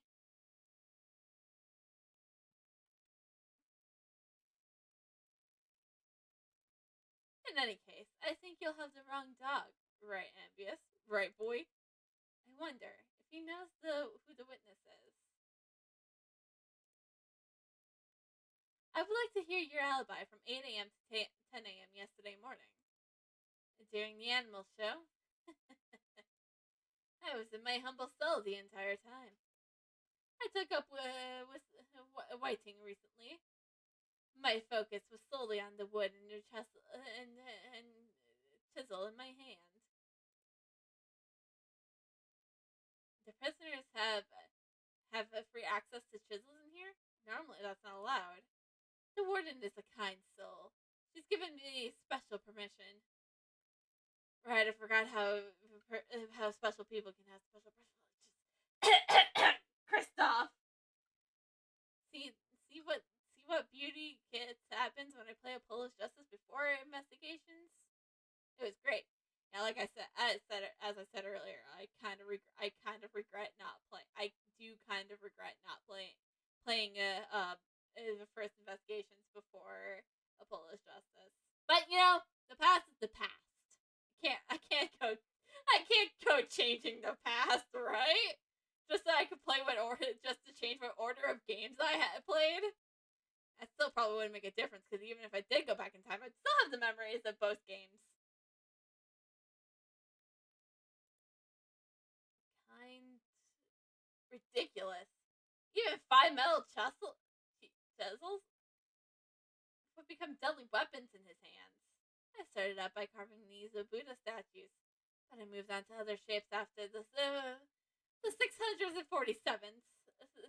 Really? That many? All it takes is time, which I have plenty of. Here is what I'm working on now. I do not know how to play. I did not know you played chess. do you play as well, Mr. Edwards? I would like to test your wits in a game sometime. I only started playing since my arrival here, so I'm still inexperienced. Hmm? What is this piece? It's a three-headed dog? Just for the fun of it, I carved this hound piece. Chess is a game of war. Pawns, knights, and castles. Each side pushing their forces to the limits to take the life of their enemy's king. However, I found the absence of dogs to be strange. Hounds are an indispensable part of warfare. Thus, the assassin used the dog to kill. Wouldn't be the first time I saw that. Clint. On cheek. I'm referring to the Greatest Attorney Chronicles. But it has nothing more than a folly. I still play by all the normal rules of chess. Isn't it difficult for you to find opponents here in prison? I always play correspondence chess. Correspondence chess? So you play chess through the mail. Prisoners are allowed to send and receive letters, although they are subject to inspection. At the moment, I am waiting for my opponent's next move. I think I know who your opponent is, and your opponent is dead.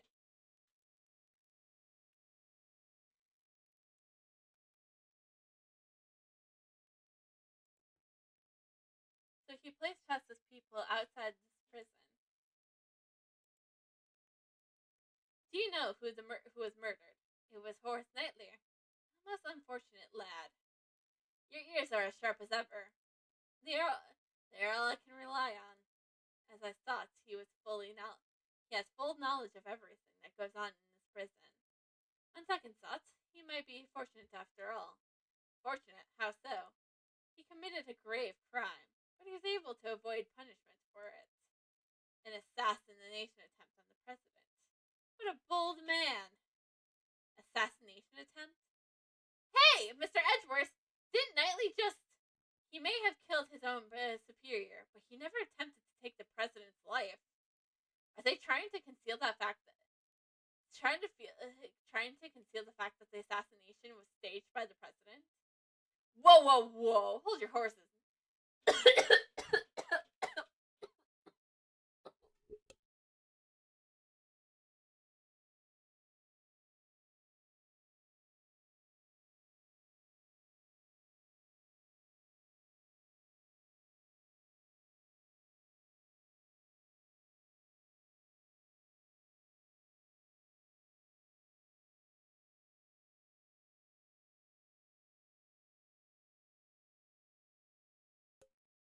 Okay, I feel better.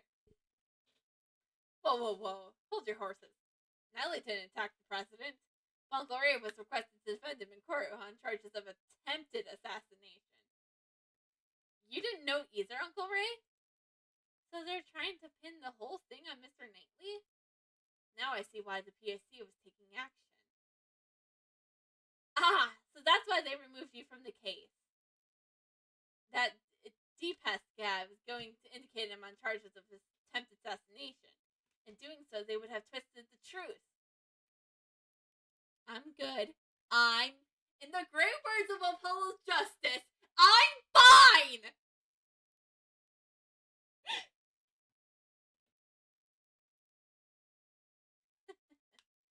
I suspect it was a false charge. I heard about it from one of the guards. Val Knightley. He did keep desperately insisting that I didn't assassinate anyone. But the courts are supposed to bring the truth to light. I may not be well versed in law, but there's one thing I can say one thing for certain. Some of the prisoners here were convicted on false charges. That's the reality of it, right, Amethyst? Right, boy? Leaving the truth in the care of the court can be dangerous. Leaving the truth in the care of the court is dangerous. Huh. There's someone who said the exact same thing before. That investigator from Interpol who doesn't trust prosecutors. Agent Lane. You're not twisting the truth behind those closed courtroom doors, too, are you? fueled by the ideas. Is any wonder why Corey produces nothing but falsities and lies? Rest assured, the next time we meet, I won't be so forgiving. I doubt his distrust has cleared up completely. You feel the same way, don't you, Invictus? The truth of the courts and Mr. Edgeworth's reasoning both can't be trusted, right? Ugh. Nothing to be upset about. You're not the only one who suspects me. Yesterday, the other prosecutor and that judge came here too. They brought the warden along. How they despise me.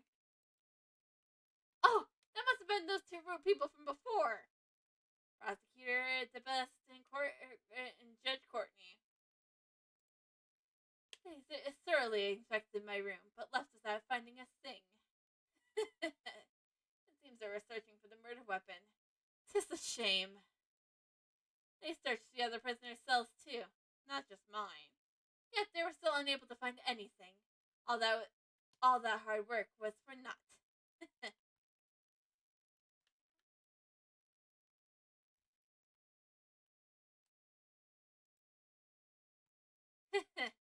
That's quite a problem. What should we do? Shred's testimony alone won't hold up. In order to confront him, we'll need evidence. Now, if my guests would be so kind as to leave. Right, Anvis, show them a way out. Does this mean? I think it means. Let's get going, Mr. Edgeworth! We shall meet again, Dogen. It would be a shame for our long-awaited reunion to end so soon. I'll be waiting.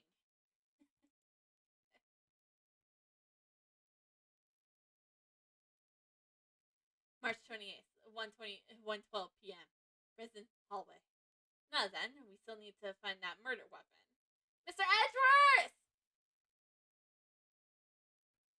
She went all the way up there. It's fine now, Kay. Come down from there. Where's Mr. Shields? Beats me. He just took off running like Death was after him. Good grief, that man. This is the man you're technically working under right now. What should we do now, Mr. Edgeworth? We'll continue investigating.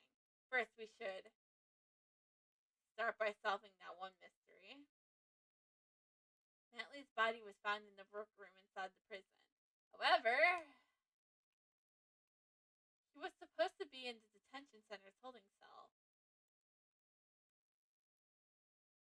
How did he get into the prisons under such tight security? Let's go investigate the holding cells at the detention center. That's where Mr. Knightley was held, right? But what about Uncle Ray? Let's just leave him be for now. I thought we were supposed to be his assistants, though.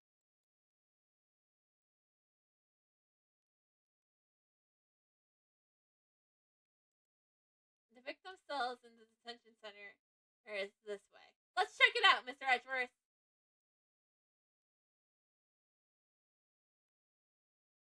Oh, this is truly just dreadful. What happened? That's the warden, Miss Rolanda. She must have come from behind that no entry sign. He still won't talk.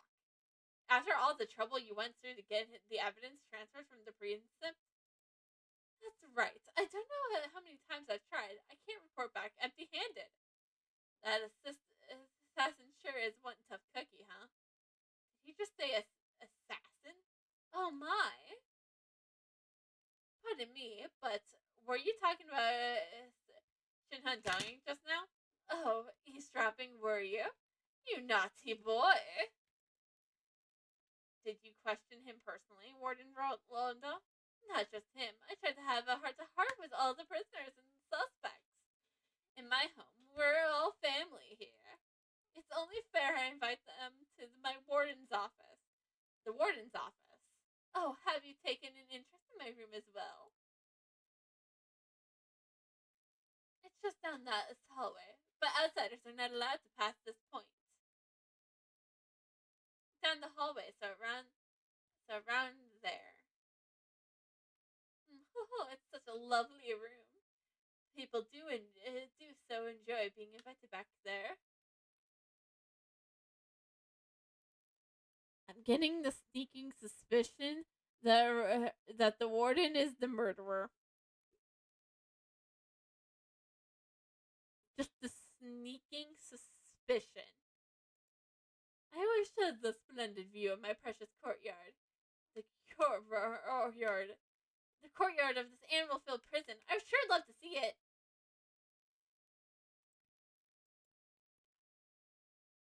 I'm delighted that you wanted to see it. However, I cannot invite you. What? You're not a child of our home. If you want to come into my room, you'll have to be convicted first.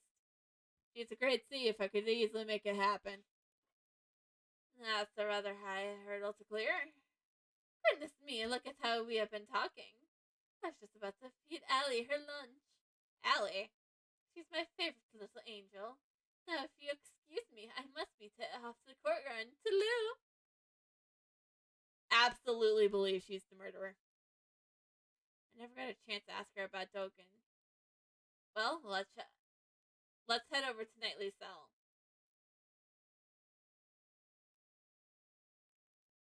March 28th, 1:43 p.m. Detention Center, holding cell. This is the victim's cell. When did Mr. Knightley arrive here again? It's after the president's welcoming ceremony on the night of March 25th. So when and how did he move over to the prison?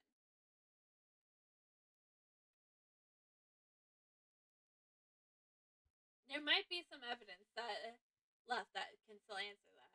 All right, let's get cracking, Mr. Edgeworth.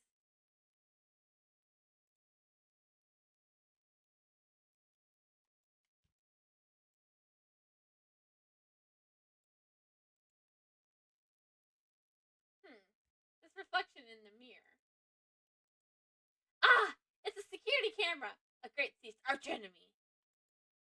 I guess they don't take too kindly to thieves here. Is there a reason for a detention center to be kind to thieves? Guard! I would like you to check the footage of the security camera. If you find any problems, report to me at once. Understood, sir.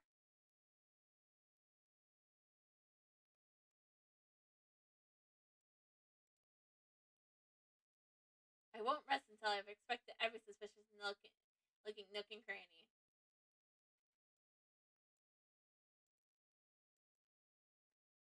There are lots of books here. What's this? The Wonderful Wardens of Ours. The Hound Whistler. The Animal Shack Redemption. Mr. Knightley, you're a surprisingly good person. No, the detention center provides these books for the visitors to their own gratification. These books are supposed to help you grow as a human being. Prison Life for Dummies. These books were written by model prisoners and former inmates. Ah, here's a helpful book. The Great Escape in 80 Days, based on a true story. Oh, check this one out. Crime and Establishment. How to Make Money in Prison. The problem with detention centers this detention center may run deeper than I thought.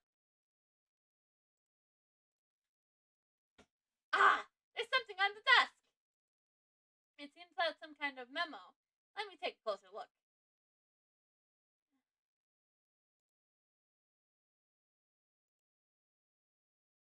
This is chess notation. It was probably the victims. What's chess notation? It's a memo that records the position of pieces on a chessboard. It's a good match. My next move would be pawn to... No, actually, before that... I don't understand chess! Mr. Edgeworth, this is no time to be playing chess! Ah, you're right. The positions of this chess piece are recorded in this memo. Hold on.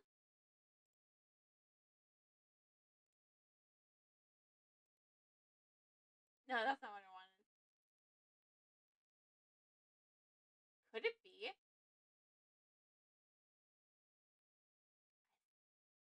I think.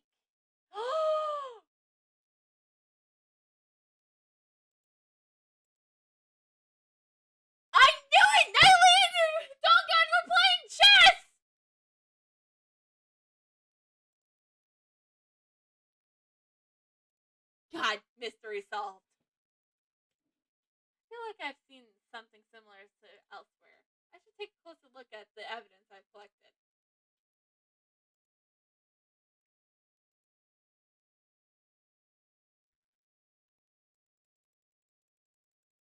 I guess I should deduce.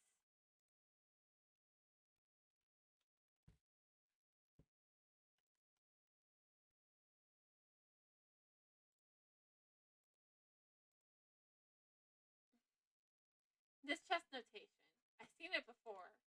You're still thinking about chess. Focus on the investigation! Focus! Chess is quite important to this investigation. Okay, have a look at this. These are chess pieces in Dogen's cell. I don't know much about the rules of chess. The rules of chess are not important here. Look at how the positions of the chess pieces in this memo and the pieces in Dogen's cell. Do you notice anything? Ah! I don't know anything about a different chess piece, but if you flip the board around, the position of the chess pieces are completely the same.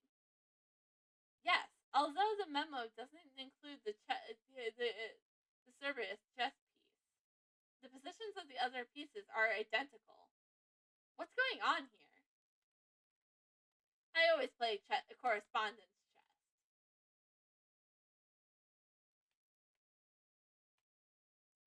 This might be hard to believe, but Dogen's chess opponent was... Ah! Are you saying that he was playing against Mr. Knightley? With this, we now have the evidence to link Dogen to the victim.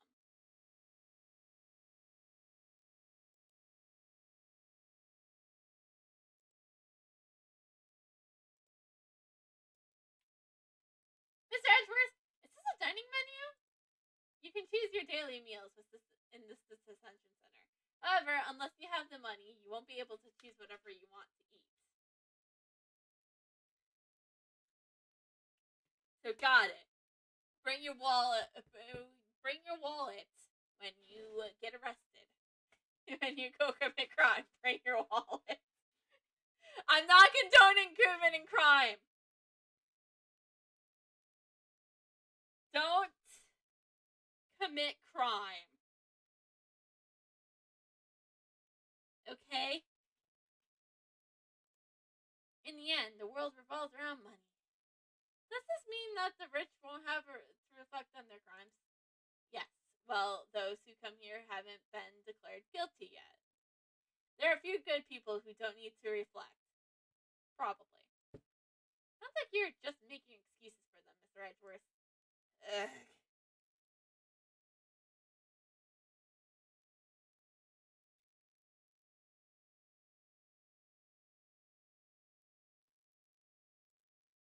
Why should I have to come up with excuses for the detention center?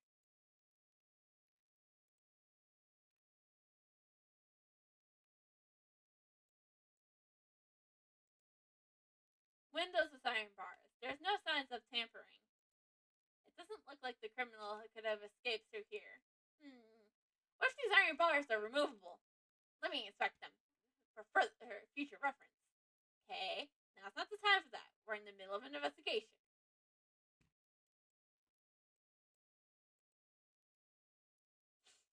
I won't rest until I have inspected every suspicious nook and cranny. Well, first let's start with the pillow. This looks like an uncomfortable bed to sleep in. But the pillow covers are clean and not a speck of dust on them. Is that what the bed... Is this what the bed at Gummy's place looks like as well? No. If my hunch is correct, he has an old beat-up mattress lying around in his room.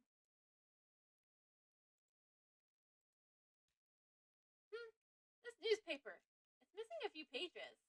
They appear to be torn out. I forgot we had logic. Why would someone tear out pages from a newspaper? Maybe they used it to clean up the cell instead of a rag. Clean the cell. It's quite possible. Something seems off. The floor here is clean. Was it mopped recently? It seems strange that only the area in front of the bed has been wiped clean. This is Horace Knightley's suit. Of according to the results of my investigation, what did you find out? A man who looked good in a suit leaves more favorable impressions with the ladies. Every girl crazy, but a sure just need. That's a song. Ah! Next time I'll investigate men who look good in frills. Please don't bother.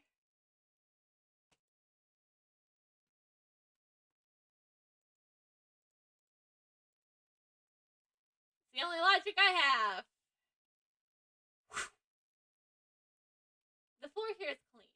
It's probably wiped down by something. Did someone slip grape juice here? I don't know exactly what it was wiped away, but I can imagine what was used to wipe it. It's very likely that it was this torn up newspaper. Couldn't he ask one of the guards if he could borrow a cleaning rag? Perhaps it was something he didn't want the guards to see.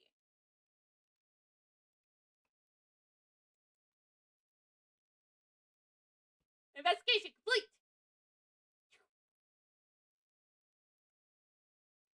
So what's this our investigation turned? So what's this our So this is what our investigation turned up. It seems we have found a major connection between the victim and Duncan. This is terrible. What happened? The security cameras recorded something terrible. What? Can you let me see it? Of course, sir. I'll have a portable playback device right here. Let me see it right away.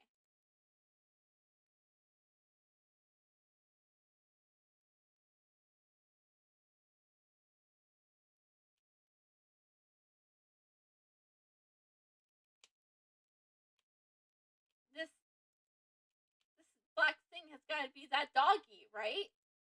Up until this point, I thought the murder took place inside the prison, but it appears I was mistaken. And that's not the first thing you thought of. That the body wasn't transported. I thought of that kind of at the beginning.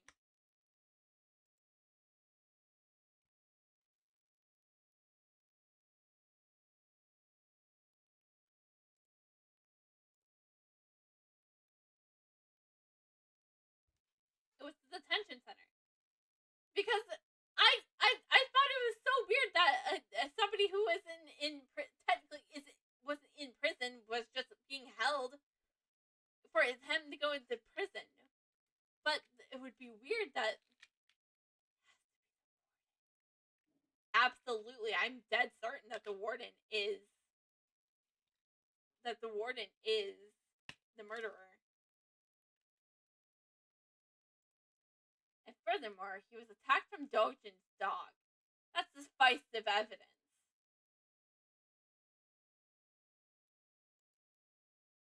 If Netley was killed in this room, then this piece of evidence we found in the cell takes a whole new meaning. Which piece of evidence takes on a whole new meaning from the murder occurred in the holding cell?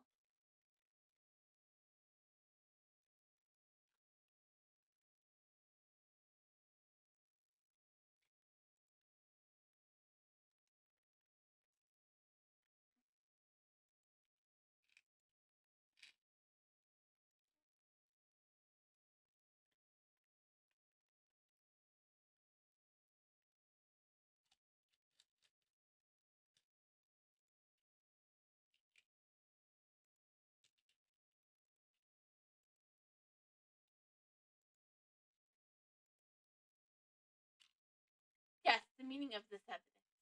Mr. Edgeworth, why do you have gone quiet all of a sudden? It's nothing. I'm overthinking this.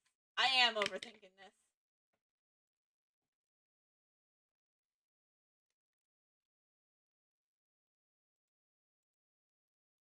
Oh.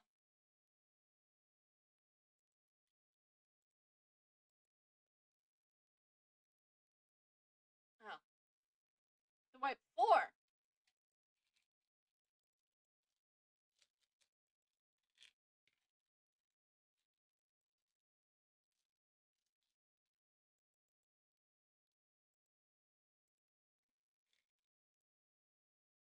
For some reason, someone wiped the floor clean. It's possible that they were wiping away bloodstains.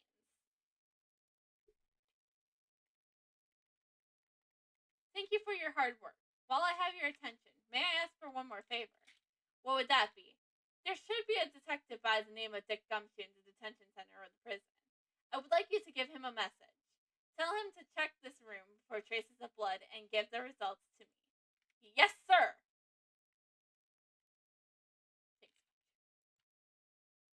This should corner that old coot. No, not yet. We still don't know how Knightley and the dog moved from here to the prison. That's true. Once we figure that out, we should check where should we check next, Mr. Edgeworth? The guards here might know something about the murder. Let's see if we can learn any new details from them.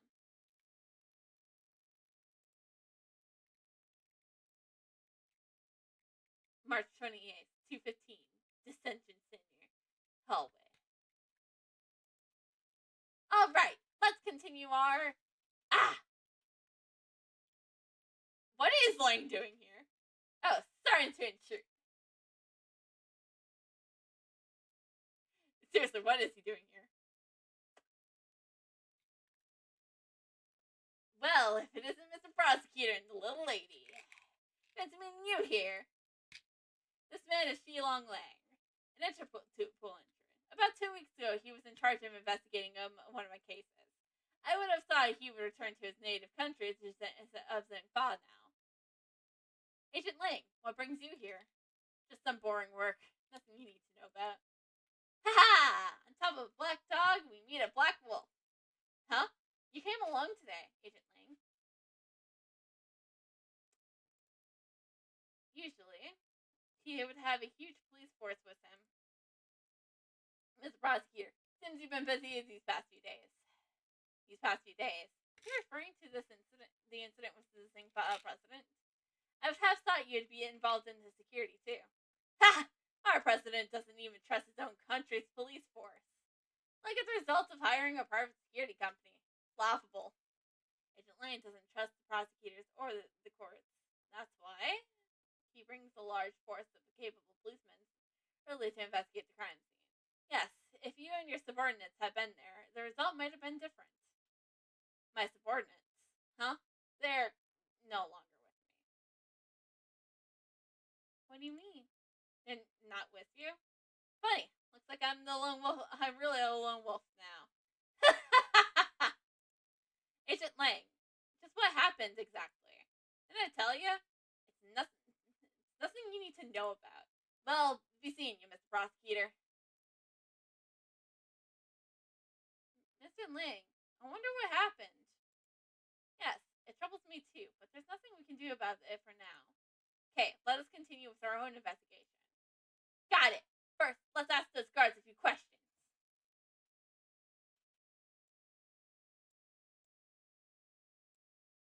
I'm just seeing what I can examine. This leads to the office. There's a sign that says no entry. It's human nature wanting to sneak in whenever you see a no entry sign. Only for a great thief, okay? And it's human reason that suppresses those urges.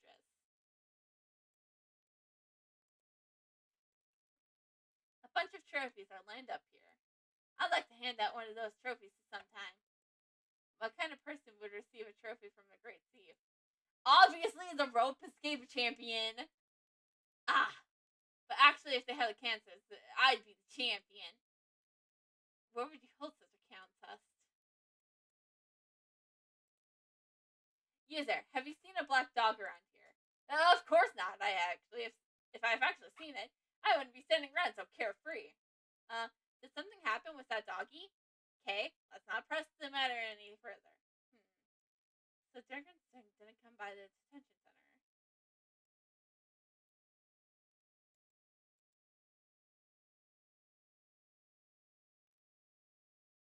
Somewhere I would like to examine. Por favor. This door leads to the surveillance room. Surveillance? Does this mean we're being watched? You have to tone down your shenanigans, Mr. Edgeworth. That's the one who's causing all the shenanigans. What? What are you trying to accuse me of?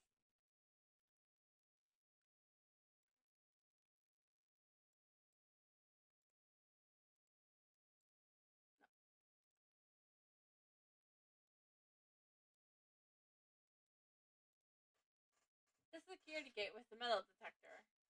Don't you feel nervous whenever you pass through one of these? It's like how you get nervous when you see a policeman, but you've done nothing wrong.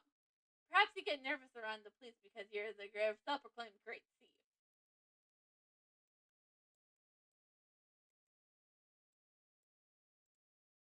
These are guards' lockers. I bet they keep their uniforms and snacks inside. Why snacks? If it were me, I'd definitely put snacks in there. I don't know where you get that air of confidence.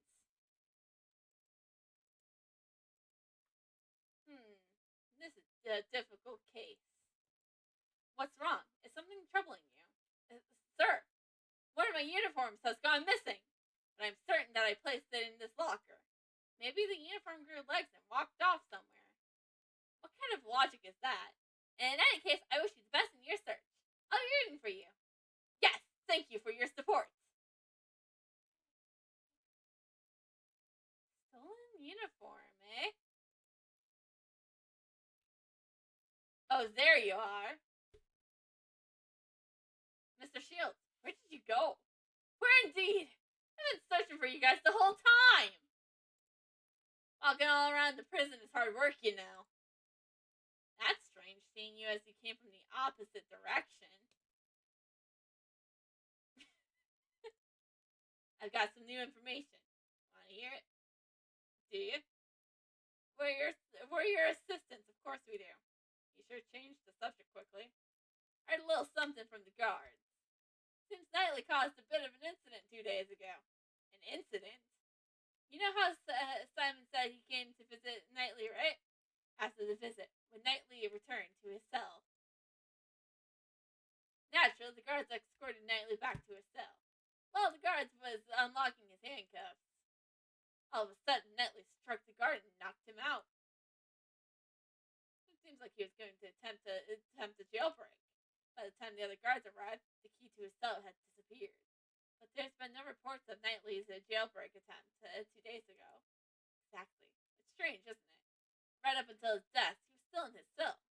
But more, Knightley claimed he never stole the keys in the first place.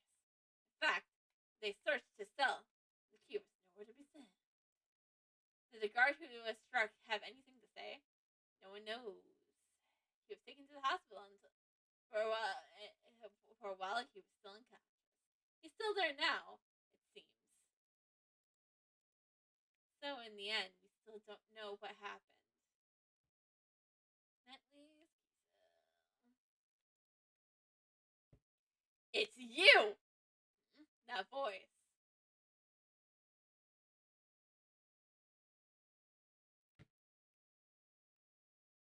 Well, what are you still doing hanging around here? Well, you see, this is my assistant. Are you here to object to our investigation and make me laugh into a laughing stock? Sebastian, I believe your obstruct is the word you're looking for. In a way, I think his expression was apt. A pleasure to be meeting you again, George Courtney. I am. I know, you are Simon Key's defense attorneys. Are you not? Well then, let's skip the formalities and celebrate our happy reunion with a hug. Or maybe not. Okay, he still understands consent. Good. Incidentally, I heard you mention an assistant a moment ago. Yeah, we're his assistants at Edward's law office. Prosecutors are civil servants, and an open side business is to betray the goddess of law. As long as profit is not our objective, there shouldn't be a problem, right? Yeah, that's it. Well, see, here's a volunteer worker. The purpose of my office isn't to make money. We're pro bono. What a wonderful heart you have. Defending others without demanding payment. Ah, ha ha! I do have a very amazing, charitable heart. More importantly, I'd like you to explain your reason for arresting Simon Keys. There's no need to. Is that a challenge against me? No, I was speaking with Judge Courtney. I guess that can't be helped. want to take it on the best, you'll fall like the rest. Do you even know who you're talking to, the best? I haven't said anything yet, but this is convenient. Then I'll hear you out. What were your reasons for the arresting with the keys? I see no need to inform you. Sebastian. Just watch, Justine. Watch as I run around in circles against this useless prosecutor. Right, this useless prosecutor. The one who, shit. I can't think of anything right now.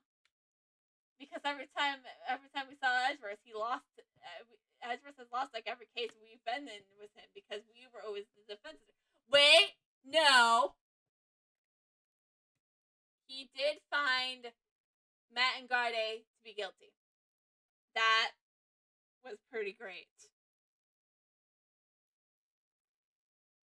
Since Francesca got hurt, or got hurt in big quotes because the killer.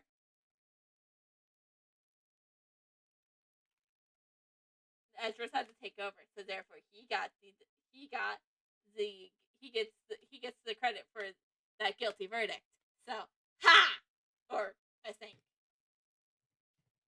I think you mean run circles around me. Yeah, that's what I meant. Prepare yourself, Mr. Edgeworth. Reasons for arrest. So what, you want to know my reasons for arresting that man? The answer is simple. Yes, we found traces of that guy over there. How's that? Perfectly simple. Perfectly decisive, right? Of course. I was the first to notice it because I'm the best. How am I supposed to go about pressing that? How's that? Got nothing to say? Speechless from my presence? This guy sure talks a lot.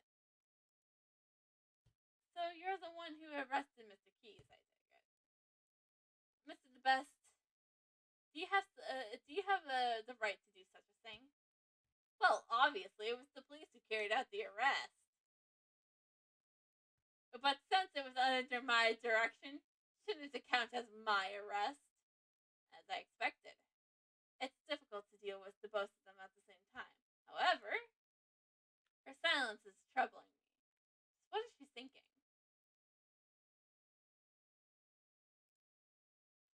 So you want to know my reasons for arresting that man? Let's get on with one thing clear. You know who you arrested, right? What? Do you take me for a fool?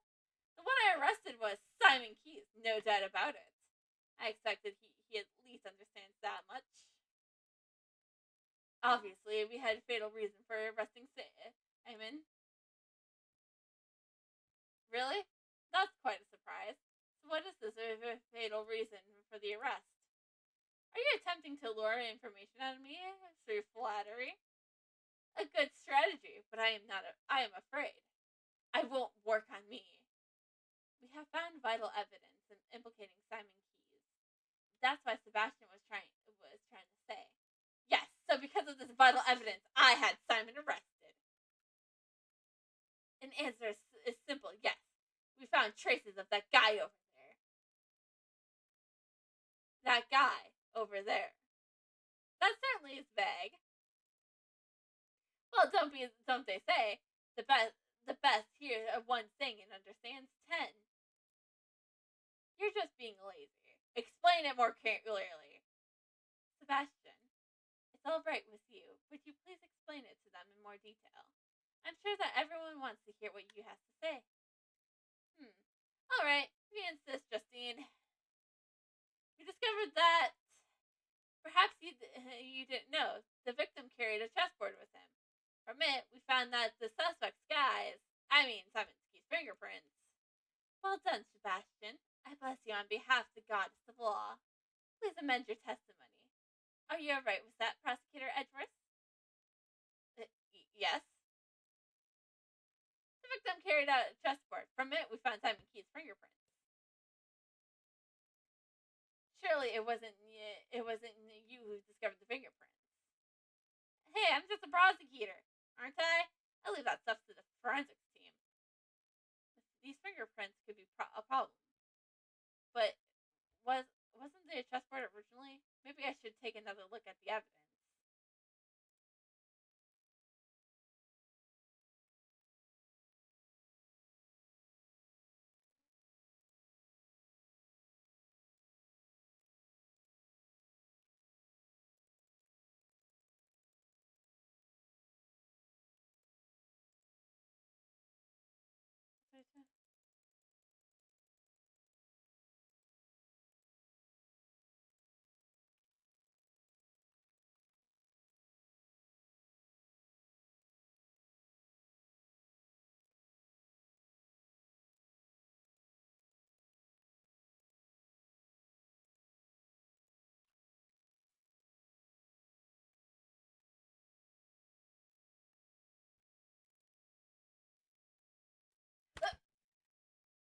It's perfectly simple and decisive as how flimsy your testimony is.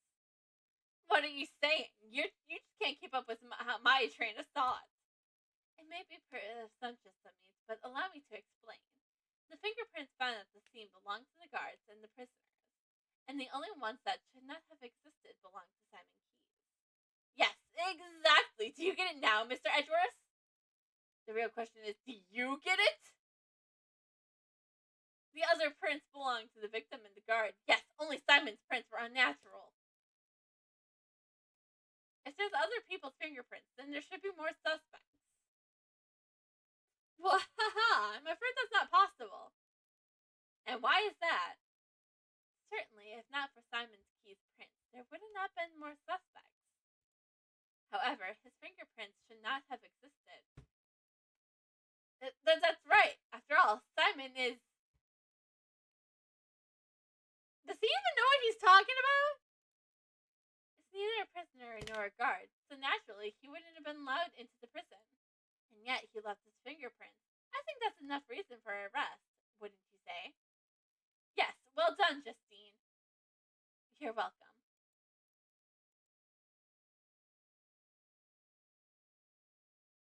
Of course, I was a prisoner.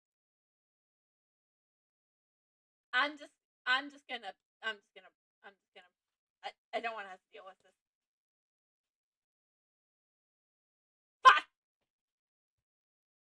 Guess we have to keep pressing then.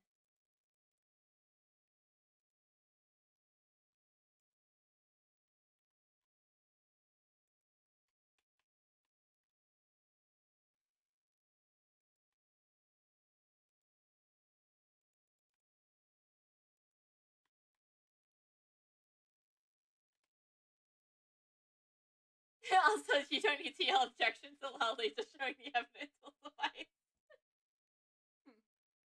You don't need to tell me that.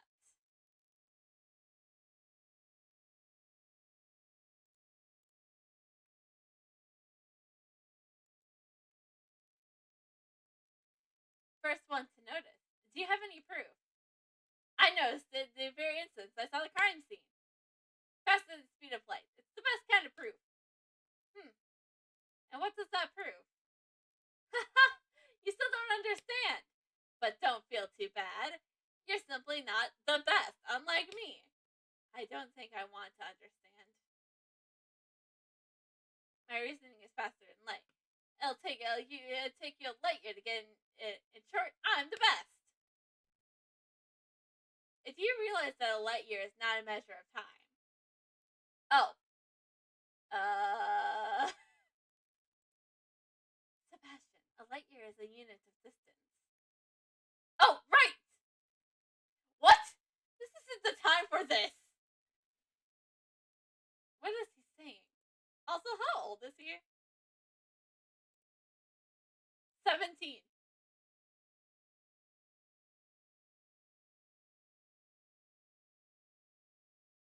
They're definitely trying to cover up something here.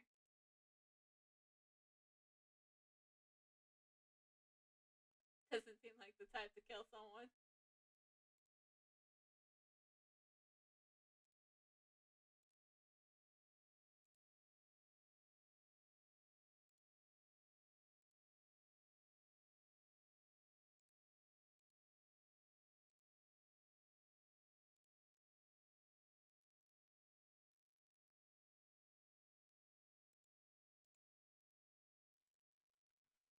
really is vague and hard to understand.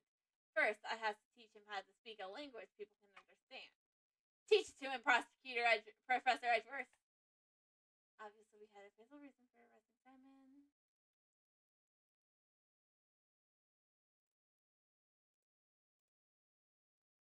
Nailed it. Fingerprints found on the chessboard. Is that the ace up your sleeve? Ace in my sleeve? Oh, an ace up my sleeve! Yes! The method I use is always the best. This ace is my trump card. Well, last time I had a trump card, it was literal forged evidence. So, but Polish justice canonically hasn't happened yet. So,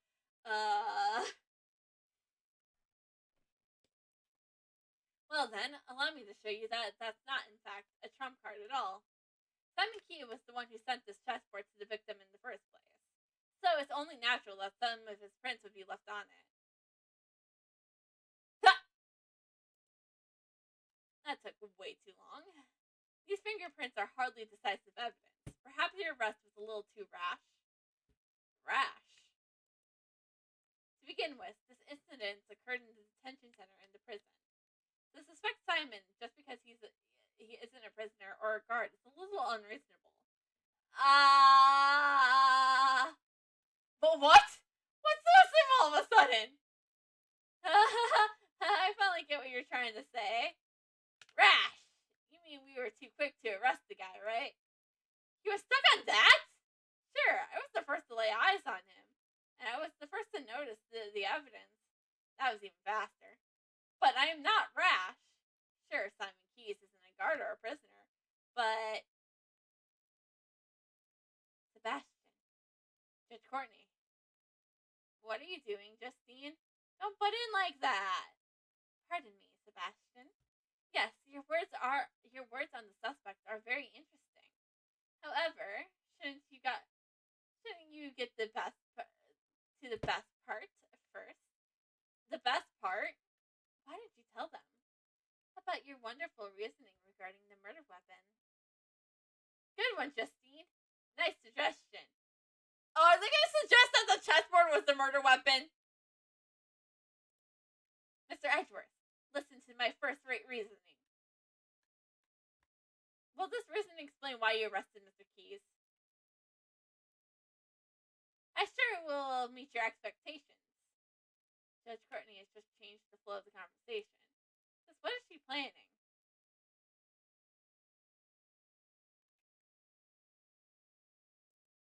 Isn't it obvious the murder weapon is a sharp metal object? However, the prison maintains strict control over potentially lethal items. So that's why I reasoned that the murder weapon was brought in from the outside. Yes, it was hidden inside that chessboard. And since only the victim and the suspect's fingerprints were found on the chessboard, isn't it obvious he brought and used the murder weapon? At least it's clear that in his last testimony. It's the best reasoning you can get from prosecutors, the best. How do you like that? Now he's mixing up the best with his own name. But could someone really hide a weapon inside a gift sent to a prisoner? You'll find a good place to examine the inside of the chessboard. Inside the chessboard? Is there a place to hide a weapon?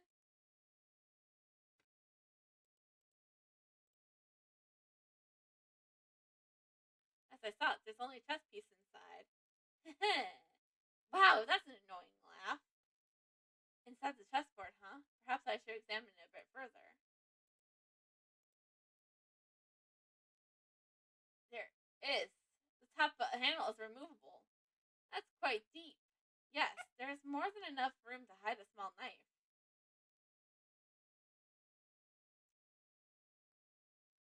Understand now? This is how the culprit smuggled in the... What's this? I wasn't even finished! Mrs. the Best, is there something you have forgotten? There's a gate at the entrance of the detention center. Well, there is, but... He means the security gates with the metal detectors, Sebastian. We had we had to pass through the same check when we entered the prison. Remember? Ah, ha! Yeah, that's it. I remember now. It looks like he's completely forgotten.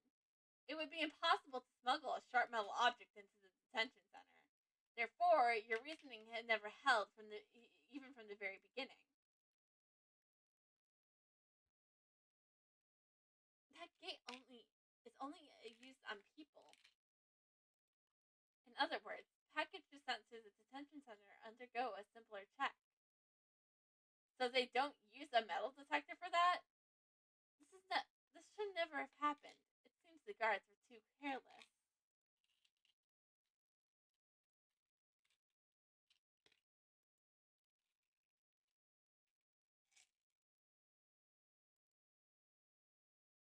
Right, Justine. Thanks for the assist.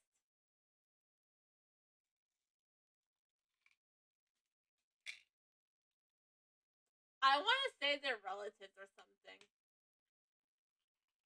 It could be like they're siblings and then like their parents were divorced, so they took on different last names or something. You're welcome. Now then, Prosecutor Edgeworth, your cross-examination, if you please. Cross-examination, as if we were in the courtroom. Very well. His reasoning. Let's see how long he will hold up under pressure. That means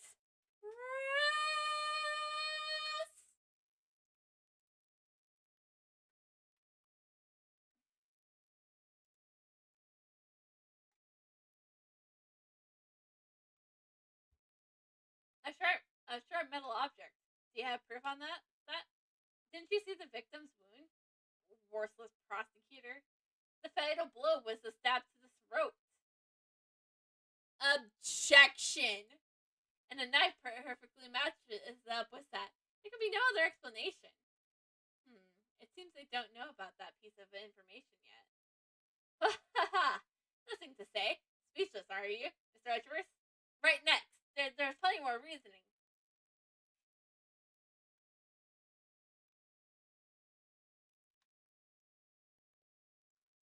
Even with the strict control, there was still some items that could be used, right? Well, yeah.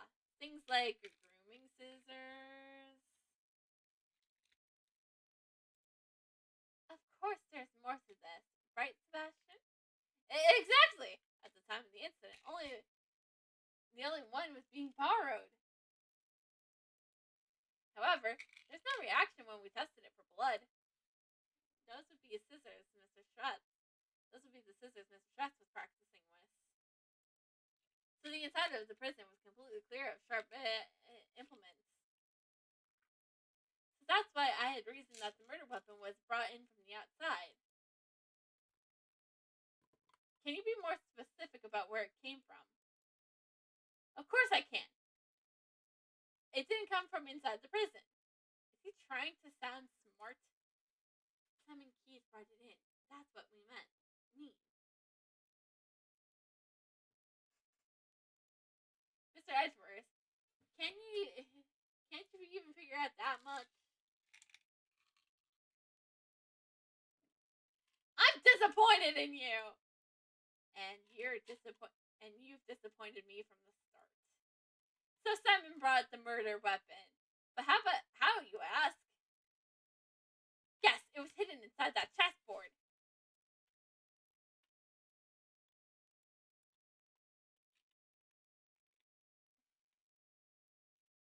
No weapon was found at the crime scene, not even inside the chessboard. So where did the murder weapon disappear to? I'd like to hear your answer to that. Well, after the crime, the culprit must have hidden it somewhere in the prison. There's a problem with that statement the best is made. The murder weapon is hidden inside the prison? I don't think so. It's clear from this piece of evidence.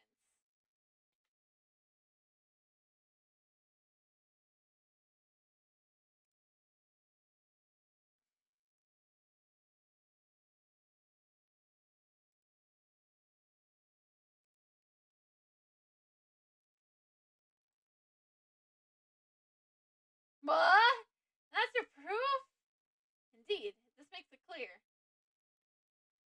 Sebastian, that doesn't prove a thing.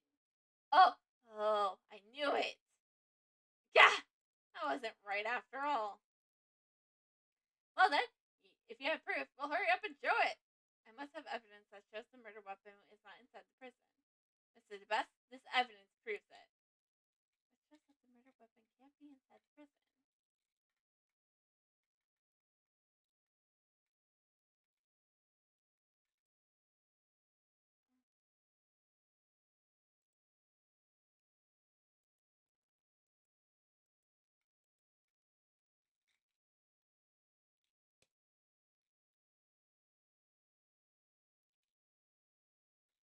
Have you completely forgotten your own actions? You, along with Warden Roland, conducted a search of the prison. But you did not find the murder weapon, right? That's... We must have overlooked something! That guy's just completely contradicted himself. You carried out such a sloppy investigation. I'm amazed that you call yourself the best. Are you mocking me? Sebastian, please calm yourself. Don't get caught up in the opponent's pace. I'm fine, Justine. Did you really think the best prosecutor would be shaken by something miles behind him? I hate it here. I want to go home. Oh shit, I'm already home. I wish he stopped messing around with other people's names. I agree, Edgeworth. He should stop making puns.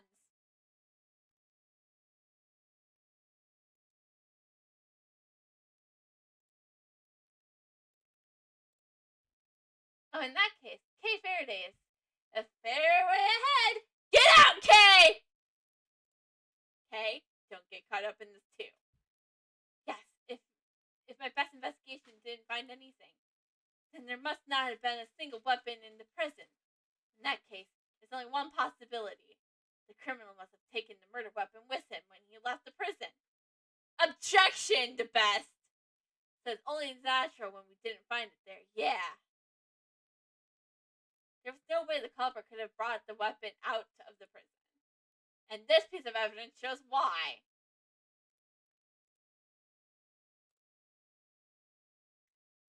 Have you completely forgotten your own testimony? That's twice you insulted me. Oh, it seems you remember what I said earlier. But do you remember? Do you well to remember further than that? What's that? So he's very forgetful. Got it. And he passed the bar exam? Man. This guy, he really doesn't remember anything. It seems that way. The detention center and the prison are equipped with security gates. Anyone leaving must pass through these gates. Gates equipped with metal detectors.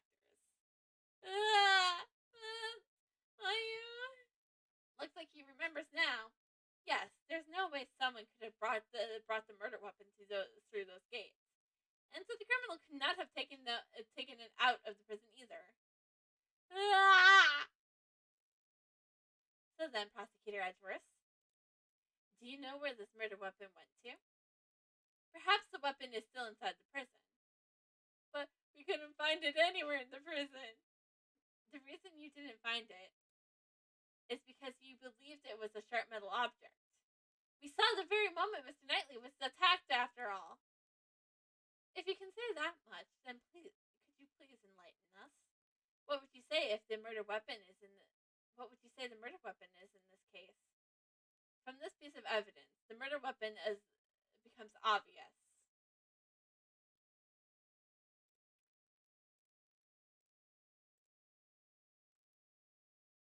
Here's footage from a security camera. It shows on one of the cells in the detention center. See it with your own eyes.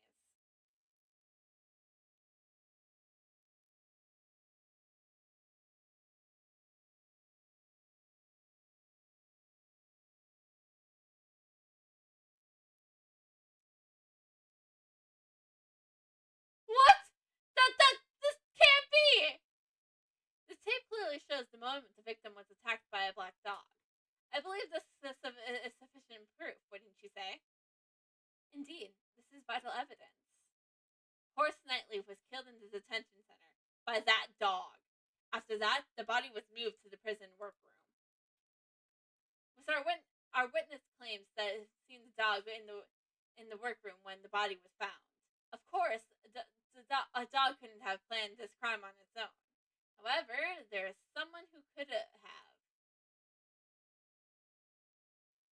That's enough. Prosecutor Edgeworth. Judge Courtney. It's true this camera footage is vital evidence. However, there is something else you must prove. Actually, you've already noticed it, haven't you? It is as she says. There's still a huge flaw in my reasoning.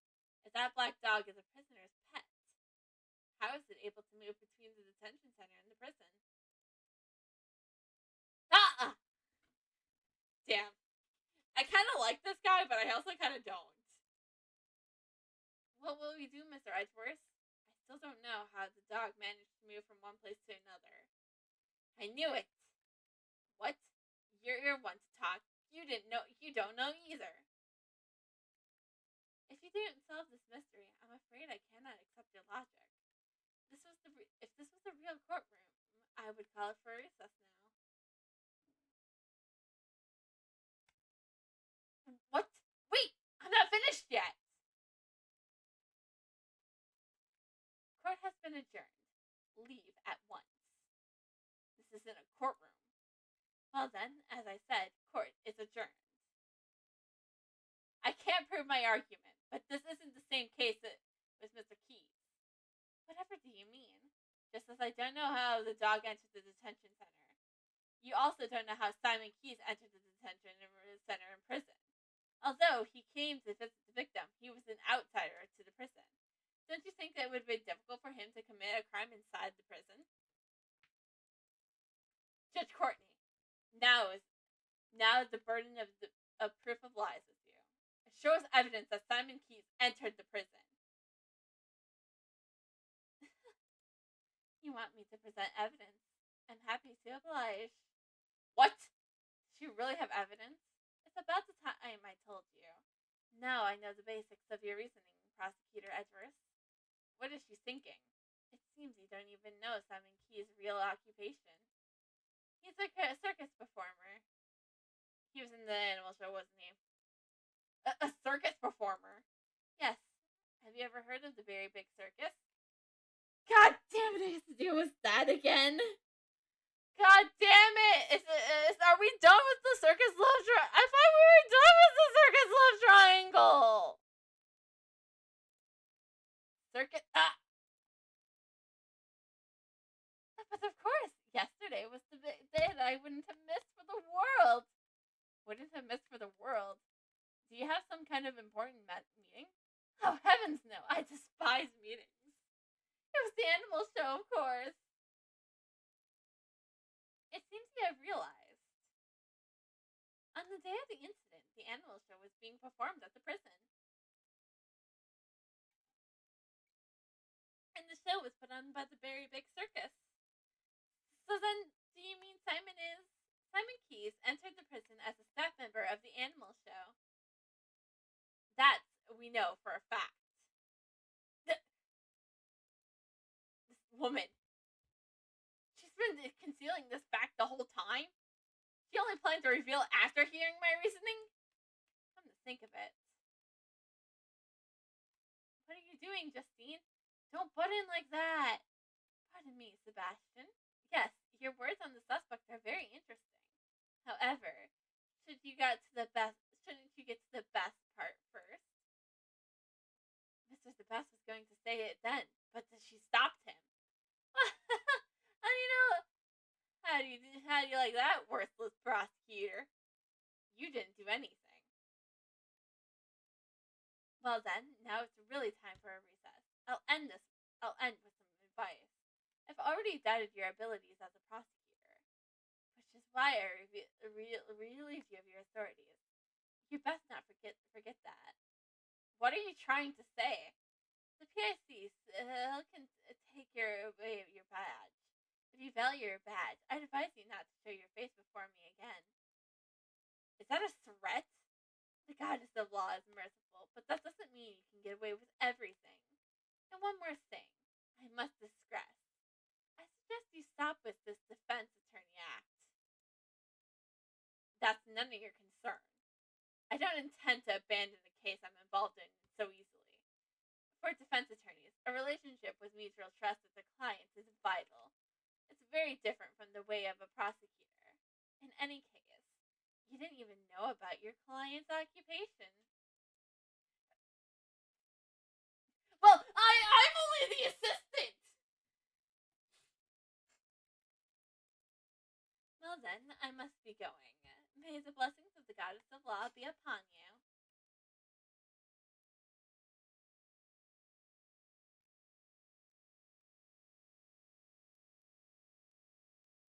Did Simon lie to us? It seems like he lied to Uncle Ray, too. This complicates matters. Why did he do it? Hey, Miles! Don't tell me you got cold feet already. Courtney Pie is a handful, but giving up is still cool. A defense attorney's creed is never to give up. Remember? You're my assistant.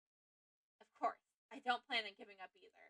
It's just my theory that he couldn't have entered the prison is no longer holds. Looks like we'll have to investigate once more.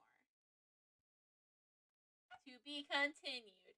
Now I said I was gonna finish this episode tonight because I don't have to worry about how late I go tonight because I don't work tomorrow.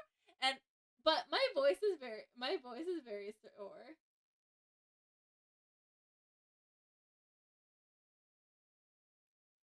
So I'm gonna end it here. So thanks for joining. We'll probably finish the in-person turnabout Thursday. So I appreciate everybody coming. Like I said, Thursday more should be continuing on with a mystery investigation